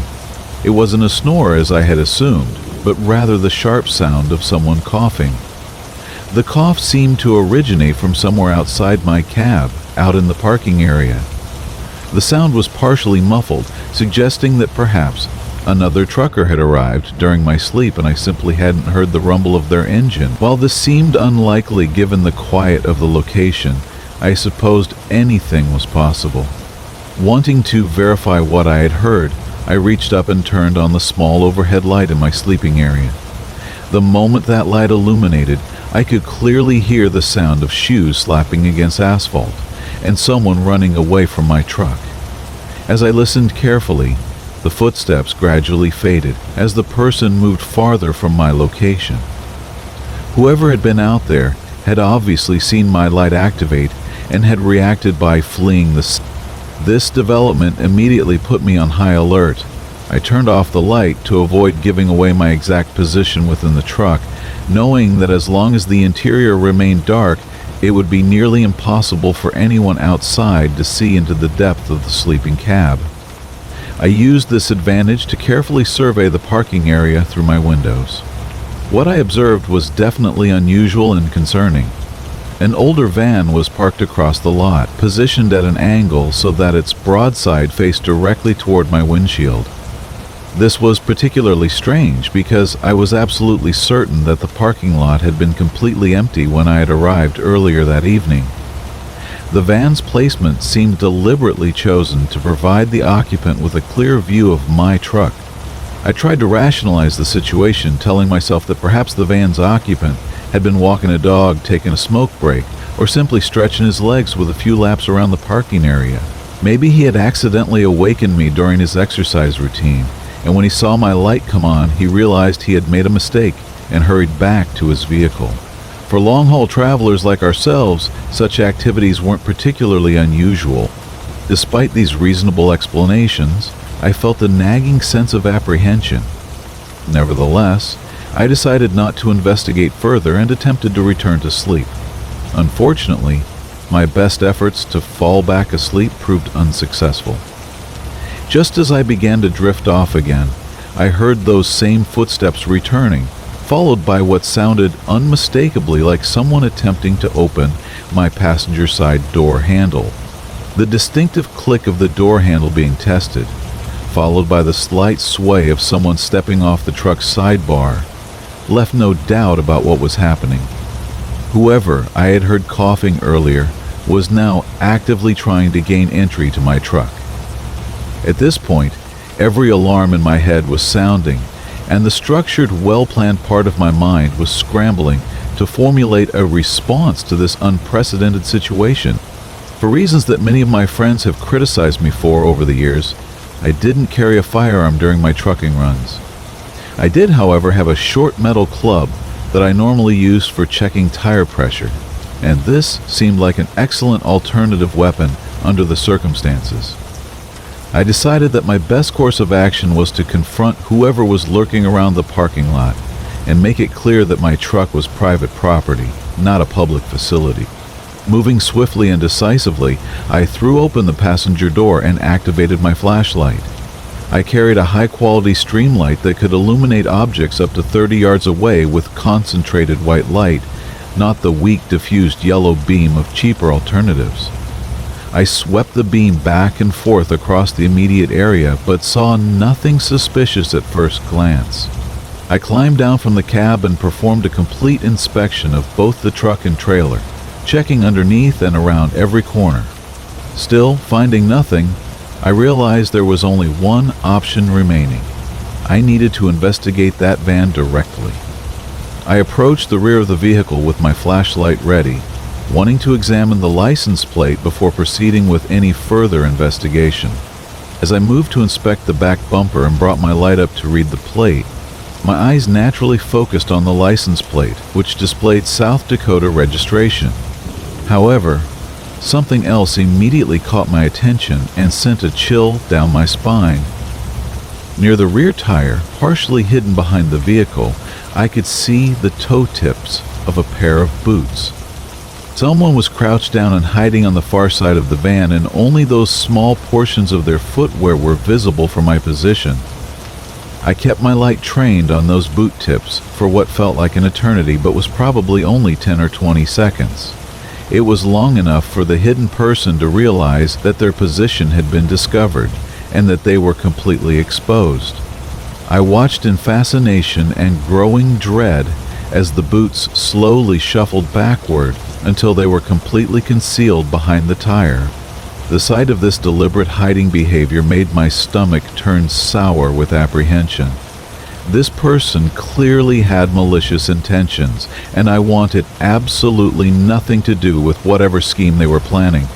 I found myself completely speechless, unable to formulate any kind of verbal challenge or threat. I'm not naturally confrontational, as evidenced by my decision not to carry a firearm, and I didn't want to escalate a situation where someone else might have a significant advantage over me. Instead of confronting the hidden individual, I simply backed away until I reached my truck, climbed inside quickly, and locked all the doors securely. I reasoned that this encounter should be sufficient to discourage further harassment.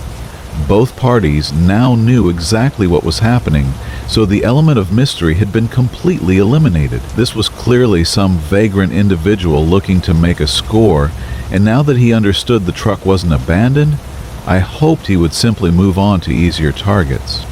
I sat in my locked cab for 45 minutes, during which time the van never moved. I didn't observe any movement whatsoever, no person, no doors opening or closing, nothing. It was as if whoever was out there was still crouched behind that rear passenger tire, waiting for something. As the night wore on and exhaustion began to overcome my adrenaline, I realized I needed to get at least a couple more hours of rest if I wanted to have a successful driving day ahead. My eyes started to droop despite my vigilance, and eventually I succumbed to sleep once again. The sound that awakened me this time was unmistakably clear, loud, and positioned directly outside my door. It was the sound of a man clearing his throat in that deliberate way people do when they want to get someone's attention. I shot upright and moved cautiously to the window where I could see someone peering over the edge of my door, looking directly into my cab. I froze in place, hoping the darkness would conceal me, but it was obvious that this strategy wasn't working. The person's eyes were moving back and forth systematically, taking in every detail of the interior and searching for whoever was inside. The individual's appearance was deeply unsettling.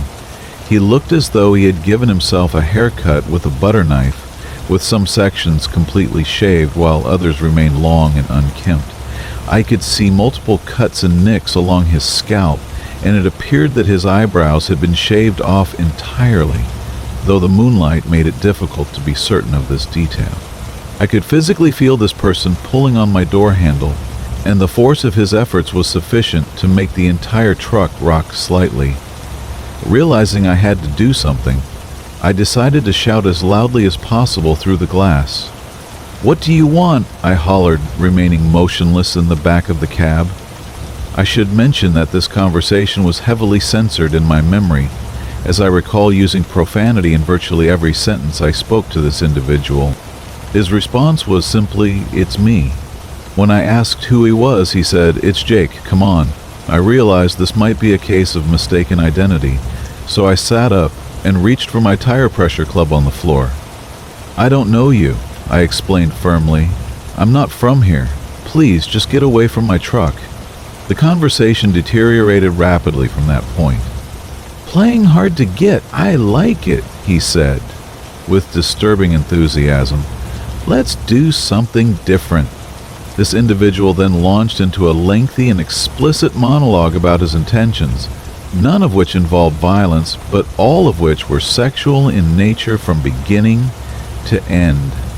The scene became increasingly nauseating as I watched this person lick the window of my truck while describing in graphic detail what he wanted to do to me. His fantasies involved worshiping various parts of my body in ways that were both disgusting and terrifying. While I'm not homophobic, the entire situation was deeply disturbing, and I found myself shouting for him to please just leave me alone. His tone began to shift as he continued his monologue, transitioning from describing his desires to explaining what he wanted me to do to him. These new fantasies were much more violent in nature, involving being punched, choked, tied up, and physically abused during sexual encounters.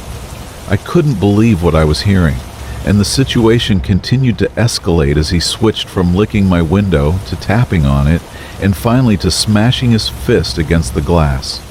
Realizing I had to take some kind of action, I remembered my portable DVD player and formulated a desperate plan. I opened the device and positioned it so that the light from the screen would illuminate my face while keeping the actual source hidden from his view. "I'm calling the police," I announced, hoping the light would appear to be coming from a cell phone or radio. "I've got your South Dakota plates, too." "Richard?" he asked, sounding confused and uncertain for the first time. "I'm not who you're looking for," I replied firmly. "Now get the hell out of here." This was the last thing I ever said to this disturbing individual. I watched him leap down from my truck and begin running in one swift motion. The van's engine immediately fired up, and without even turning on its headlights, it fled from the parking lot at high speed. Honestly, I ended up doing the same thing, and after performing another thorough inspection of my truck and trailer to ensure everything was secure, I rolled out and headed for Livingston. That morning, I seriously considered calling the police to file some kind of report, but ultimately decided it would probably cause more trouble than it was worth. I didn't have the actual license plate number, only that it was a South Dakota van, so I figured my report wouldn't lead anywhere productive. It wasn't until I left the trucking industry that I learned how common this type of encounter actually was, especially after the widespread adoption of Craigslist and similar platforms. Truck stops have always been known for midnight rendezvous, but they became increasingly explicit venues for random hookups all across the country, particularly for traveling men looking to experiment with their sexuality. Whoever that Jake person was, he clearly thought I was someone named Richard, probably another trucker who was supposed to be rolling through Montana that night. Jake must have gotten his locations mixed up, or perhaps Richard was late for their arranged meeting, leading to the case of mistaken identity. Regardless of the specific circumstances, I'm extremely grateful that I had my doors locked that night, as I could very well be telling a completely different and much more tragic story today. The experience reinforced the importance of having a solid plan when traveling, and always sticking to that plan no matter how tempting it might be to deviate from established safety protocols. Story 18, The Dangerous Deception. When I first became a trucker, I harbored many romantic delusions about life on the road. I was a young man when I got behind the wheel for the first time, and frankly, I didn't know much about anything beyond the basics of operating a commercial vehicle. Fortunately, the trucking industry is filled with gruff, experienced, older drivers who have already made every possible mistake and are usually quite vocal about sharing their hard-earned wisdom. Whenever I stopped for coffee or simply used the restroom at a truck stop, some weathered veteran would inevitably have an earful of advice for me. They would lecture me about planning better routes, driving more efficiently, managing my time more effectively, improving my wheel handling technique, and countless other aspects of the profession. While this constant stream of unsolicited advice was often annoying, occasionally there would be genuinely useful tips and tricks that could help get me out of serious trouble. This particular story is about making a significant mistake, getting myself into a dangerous situation, and using my wits combined with that accumulated wisdom from older drivers to escape unharmed. I prefer not to reveal too much personal information, so I won't specify exactly which state this incident occurred in. I'll simply say that it happened somewhere in the northern United States, parallel with the Canadian border, which plays an important factor in the events that unfolded. It was late afternoon when I found myself navigating through a small township with a population of approximately 11,000 residents. The interstate highway curved directly through this community, as it does with many small towns across America, keeping them connected to the broader economic network. Towns like these often function almost like truck stops themselves, with drivers catching sleep at information centers, gas stations at the town limits, or sometimes just in the local Walmart parking lot. These communities can be incredibly convenient for truckers, but they can also be frustrating depending on the timing of your arrival. There's nothing quite like hitting a small town during the single hour of rush hour traffic when you just happen to be rolling through, turning a simple transit into a lengthy delay. I had just cleared the town limits when I spotted someone standing alongside the road with their thumb extended in the classic hitchhiker's pose.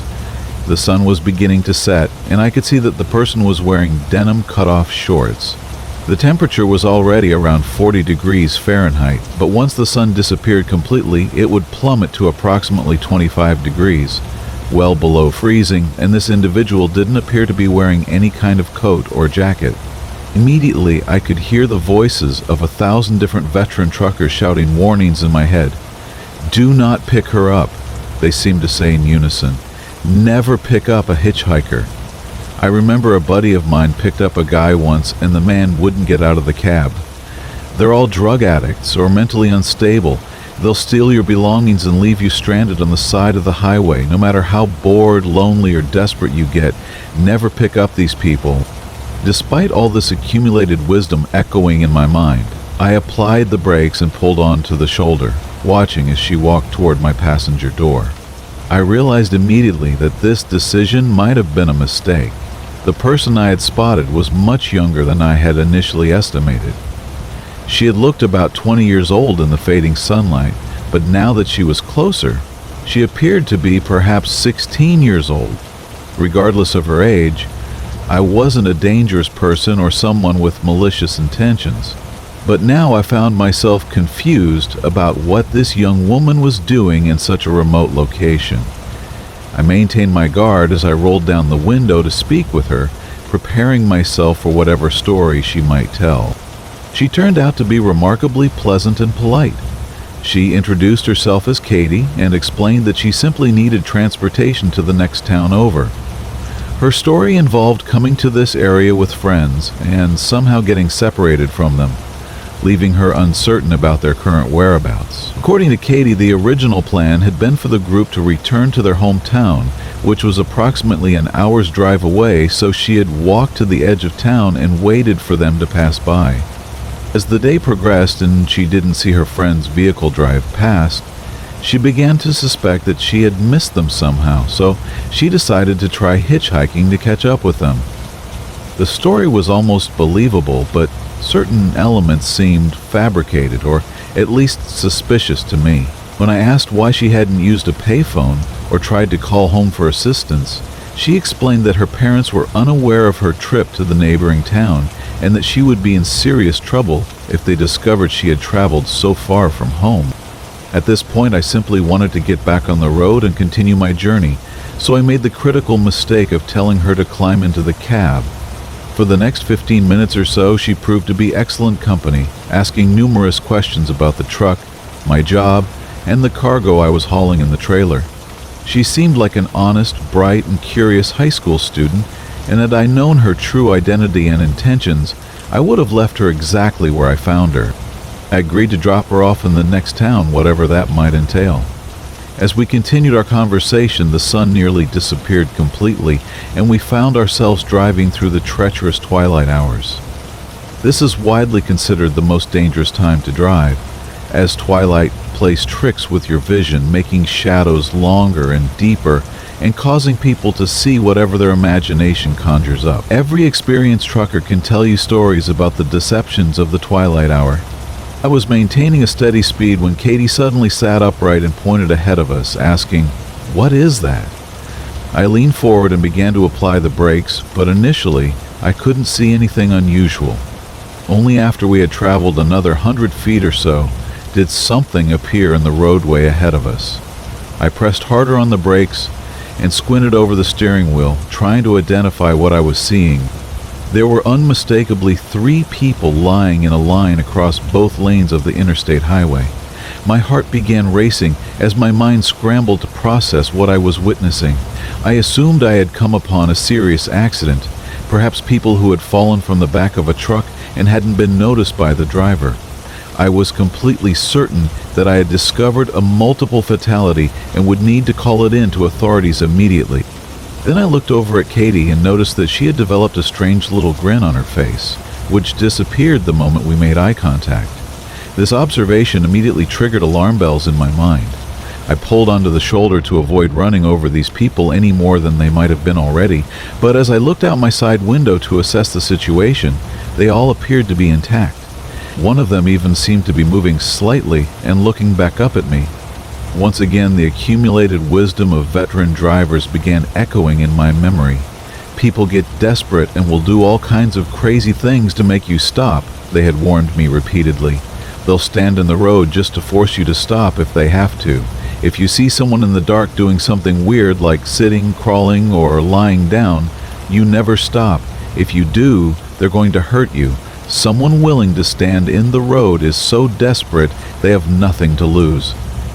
I remembered some of the horrifying stories I had heard at diners and truck stops about small groups of stranded people developing elaborate schemes to stop traffic, and lying in the roadway was definitely one of those methods.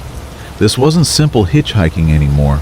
These people represented a far more dangerous level of desperation and criminal intent. Everything suddenly clicked into place in my mind, and instead of stopping to render aid, I shifted gears and rumbled directly past the prone figures into the darkness ahead. I could see Katie's entire demeanor change immediately and dramatically. "Why aren't you stopping?" she demanded, her voice taking on a sharp, accusatory tone that was completely different from her previous, pleasant manner. "Because there's nothing actually wrong with them," I replied firmly. "What do you mean?" "They looked like they got run over," she protested, but her protest sounded rehearsed and artificial. "No, they looked like they were setting a trap for me," I explained. "I'll call this into dispatch and let the authorities know what's happening here." "No!" she screamed, and actually tried to knock my hand away from the radio receiver. Now, I was absolutely certain that she knew exactly who those people were, and that this was all part of some elaborate criminal scheme. This girl was a central participant in whatever racket was being run, and my good intentions had gotten me caught up in their illegal activities. I felt incredibly grateful that she was a small teenager rather than a large adult male accomplice. "Well, we can call them when we get to the next town," I suggested, trying to sound reasonable. "The police back there are always busy anyway." Now she was offering excuses and alternatives, trying to delay any contact with law enforcement. Things were becoming stranger and more suspicious by the minute, and I found myself staring at the clock, counting down every second until we reached the next town. I was trying to decide whether I should simply kick her out of my truck or take the time to report her activities and get everything officially documented. My decision was made for me when I spotted a police checkpoint ahead, positioned just 5 miles outside the town we were approaching. The girl immediately hunched down and looked toward the back where my sleeping area was located. She asked nervously if it would be okay if she hid because police officers made her nervous or something similar. I told her it wouldn't do any good because I was planning to report her anyway, along with her friends or whoever those people had been lying in the road behind us. I stopped where the police officers directed me and rolled down my window to speak with them. The officers already had some basic information about who I was and what was happening. They asked if I had picked up a hitchhiker that evening, and I confirmed that I had. They asked if the hitchhiker was a young woman, and again I answered affirmatively, explaining that she was sitting right next to me in the cab. They inquired whether I knew her personally, and I said no, explaining that I had only picked her up because the sun was setting. I had initially thought she was an adult, and upon realizing she was just a kid, I felt compelled to get her out of the cold. I admitted that I hadn't fully understood the gravity of the situation when I made that decision. The officers then provided me with information that completely explained everything that had transpired. It turned out that Katie's real name was Corey, and she and several of her friends had escaped from a local residential facility. This wasn't just any school. It was more like a juvenile detention center than a traditional educational institution. Problem children were sent there, young criminals were placed there to avoid jail time, and it also housed tough foster children and kids that families simply couldn't handle anymore. This was where rural communities could send their wards of the state or children that had become completely unmanageable. The proof of the facility's purpose was evident in the backgrounds of its residents. These girls had extensive histories of violence, not just against other children at the detention center, but against teachers, counselors, and other authority figures as well. Previous escape attempts had involved stealing cars, breaking into houses, and generally creating chaos and destruction throughout the surrounding communities. This particular escape was one of the most organized and sophisticated that the facility had ever experienced, and Corey had been the mastermind behind the entire operation. According to the officers, the girls had stolen a set of keys, created an elaborate distraction, and one by one slipped out into the night. 6 girls had escaped in total, including Corey. There were 2 more hiding in the immediate vicinity, and 3 who had been lying in the road, just as I had suspected. The plan, as I understood it, was for them to force a vehicle to stop, with Corey encouraging the driver to pull over and render assistance, and then all 6 girls would assault whoever was unfortunate enough to fall for their scheme. They intended to beat their victims severely and steal their vehicle, leaving them stranded and potentially seriously injured. However, the accumulated wisdom of veteran truckers had saved me from this fate. Their repeated warnings about never stopping for people staging incidents on roadways had proven invaluable, and Corey's inability to maintain her innocent facade had alerted me that something was seriously wrong with the entire situation. She turned on me instantly when the officers began to remove her from my truck, shouting a stream of insults, denying everything, and claiming to be a girl named Katie. The officers opened the passenger door and began coaxing her out, and from the sound of their interaction, they had already apprehended her accomplices and had them in custody. The situation wasn't necessarily going to result in serious legal consequences for the girls, since they were already enrolled in a state program designed to deal with exactly these types of behavioral issues. The primary concerns were their safety and ensuring that all of them were accounted for and returned to secure custody. However, these girls had a history of previous escapes and a wide range of criminal activities, including vandalism, assault, robbery, and arson. Only after the officers placed Corey in handcuffs and began putting her into a patrol car did her carefully constructed persona completely collapse. She began screaming about how she wasn't going back to the facility, how the staff members weren't her parents, and unleashing all sorts of dramatic protests. She transformed from a composed, calculating escape artist to a screaming child in approximately 5 seconds. Witnessing this transformation was actually sobering and made me feel somewhat better about the entire situation, as it reminded me that despite her criminal sophistication, she was still fundamentally a troubled kid. Unfortunately for me, this incident resulted in extensive questioning by law enforcement. I probably don't need to explain how suspicious it appeared for a male trucker to be found with an underage girl while attempting to transport her out of town. Only after I provided a detailed explanation of my reasoning that she appeared to be without adequate clothing for the dropping temperatures and all the other logical factors I had considered did they begin to give me some room to breathe. I explained the attempt to force me to stop and steal my truck, my realization that Corey was operating some kind of criminal scheme, and how all the pieces had fallen into place once I understood what was really happening. We compared notes and reached the same conclusion about what had been planned. The investigation revealed that these girls had simply been planning an elaborate escape, and I had been the first driver to stop for Corey's hitchhiking. She confirmed that there hadn't been any sexual component to their plan, which was excellent news for me legally. I don't think she realized at the time that she could have seriously damaged my life and reputation with just one false accusation.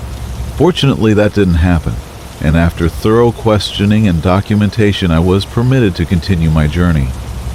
You can be absolutely certain that I never picked up another hitchhiker after that encounter, regardless of how cold the weather was or how inadequately dressed they appeared to be. That experience provided me with perfect perspective on every piece of advice those veteran drivers had shared with me over the years. It only takes one encounter with truly dangerous people to understand why the experienced truckers had developed such strict rules about these situations. The road has a way of eventually exposing every driver to the weird and dangerous elements of society, and preparation through accumulated wisdom can literally be a matter of life and death. Years have passed since this incident occurred, and now I find myself in the position of being one of those grizzled veterans who lectures younger drivers every time I stop for coffee. The cycle continues, and I hope that my stories and warnings will help some young trucker avoid the mistakes and dangers that I encountered during my time on the road. The most important lesson I learned from this experience is that good intentions, while admirable, must always be balanced with practical safety considerations. The road is full of people who will exploit kindness and generosity for criminal purposes, and maintaining appropriate caution and skepticism can prevent a helpful gesture from becoming a life-threatening situation. Sometimes the difference between a good deed and a serious mistake is nothing more than the accumulated wisdom of those who have traveled these roads before us and lived to share their stories with the next generation of drivers. To Story 19. There are industrial facilities scattered across America's landscape that operate in the gray zones between civilization and wilderness. Places where legitimate business requires access to remote locations, far from the comfort of populated areas. These facilities often operate around the clock, but their isolation makes them islands of artificial light in seas of natural darkness. It was to such a facility near Reno, Nevada, that our trucker found himself dispatched for an early morning delivery. The location was miles off the main highway, reached by a series of increasingly narrow roads that seemed to lead deeper into country that maps marked as empty space. By the time he reached his destination, the lights of Reno were just a distant glow on the horizon, like a memory of civilization viewed from another planet. The facility was locked up tight at 1 in the morning, which was not unusual for operations that relied on automated systems and remote monitoring. A few security lights cast weak pools of illumination across empty parking lots and loading docks, but the overall impression was of a place temporarily abandoned by human presence. Our trucker had delivered to similar locations hundreds of times. The routine was familiar. Park in a designated area, catch a few hours of sleep in the sleeper cab, then complete the delivery when staff arrived in the morning. He chose a spot away from the main buildings, killed his engine, and settled into his bunk with the satisfaction of a man who had found the perfect place to rest before completing his assignment. The facility's isolation was actually a blessing. No traffic noise, no city lights bleeding through his curtains, just the profound quiet that comes with being truly alone in the wilderness. He closed his eyes and let the familiar sounds of his truck cooling down lull him towards sleep. But sleep would not come easily that night. The first knock came around 2 in the morning, jolting him from the edge of unconsciousness with the violent urgency of someone demanding immediate attention. It rattled his entire truck, as if someone were pounding on his door with both fists, using enough force to rock the vehicle on its suspension. His mind snapped to full alertness, adrenaline flooding his system as he tried to process what he'd heard. The knock had been unmistakably deliberate, not the random impact of wind-blown debris or settling metal, but the purposeful action of someone who knew he was inside and wanted him to know they were outside. Then it came again, even louder and more insistent than before. The sound seemed to penetrate the steel walls of his cab like a physical force, carrying implications of barely controlled violence. It was the kind of knocking that said, "I know you're in there, and I'm not going away." Heart hammering against his ribs, the trucker fumbled for his door handle. His hands felt clumsy and unresponsive, as if his nervous system was struggling to coordinate movement with thought.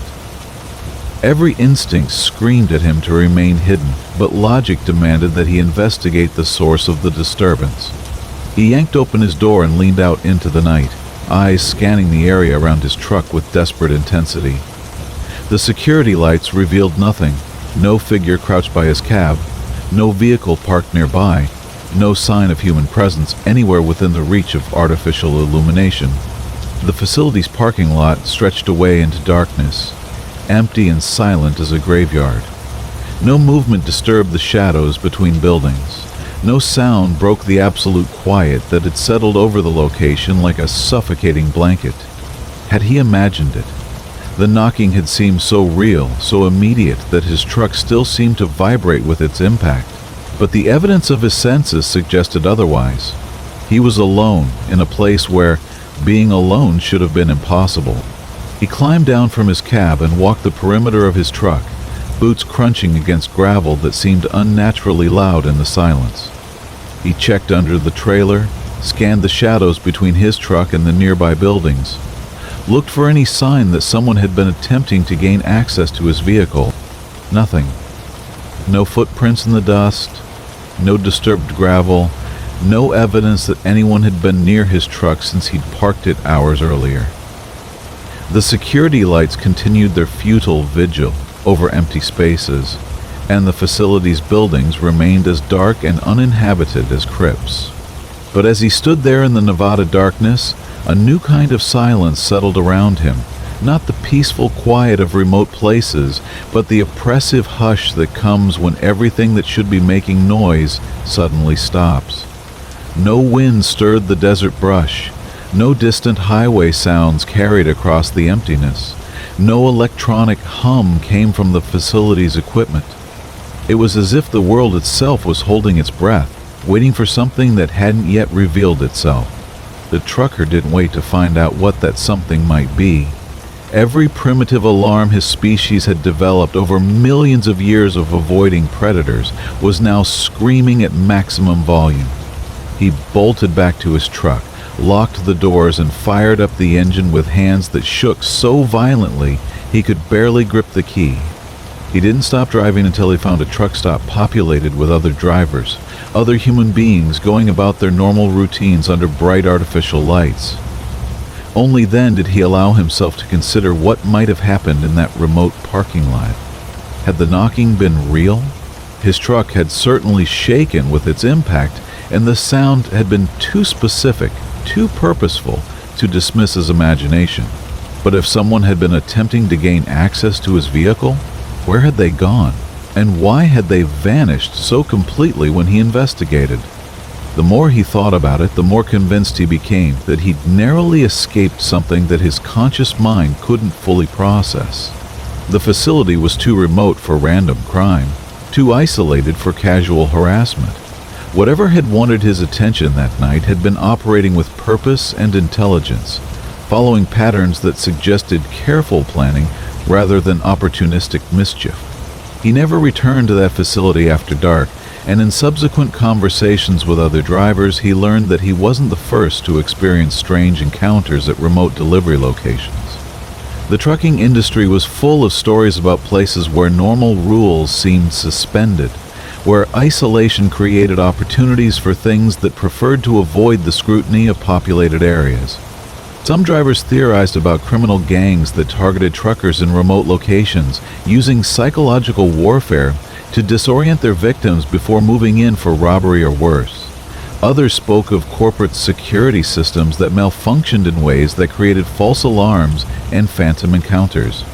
But our trucker had his own theory, one that he kept to himself because it sounded too much like the plot of a horror movie to share with practical men who dealt in freight schedules and fuel economy.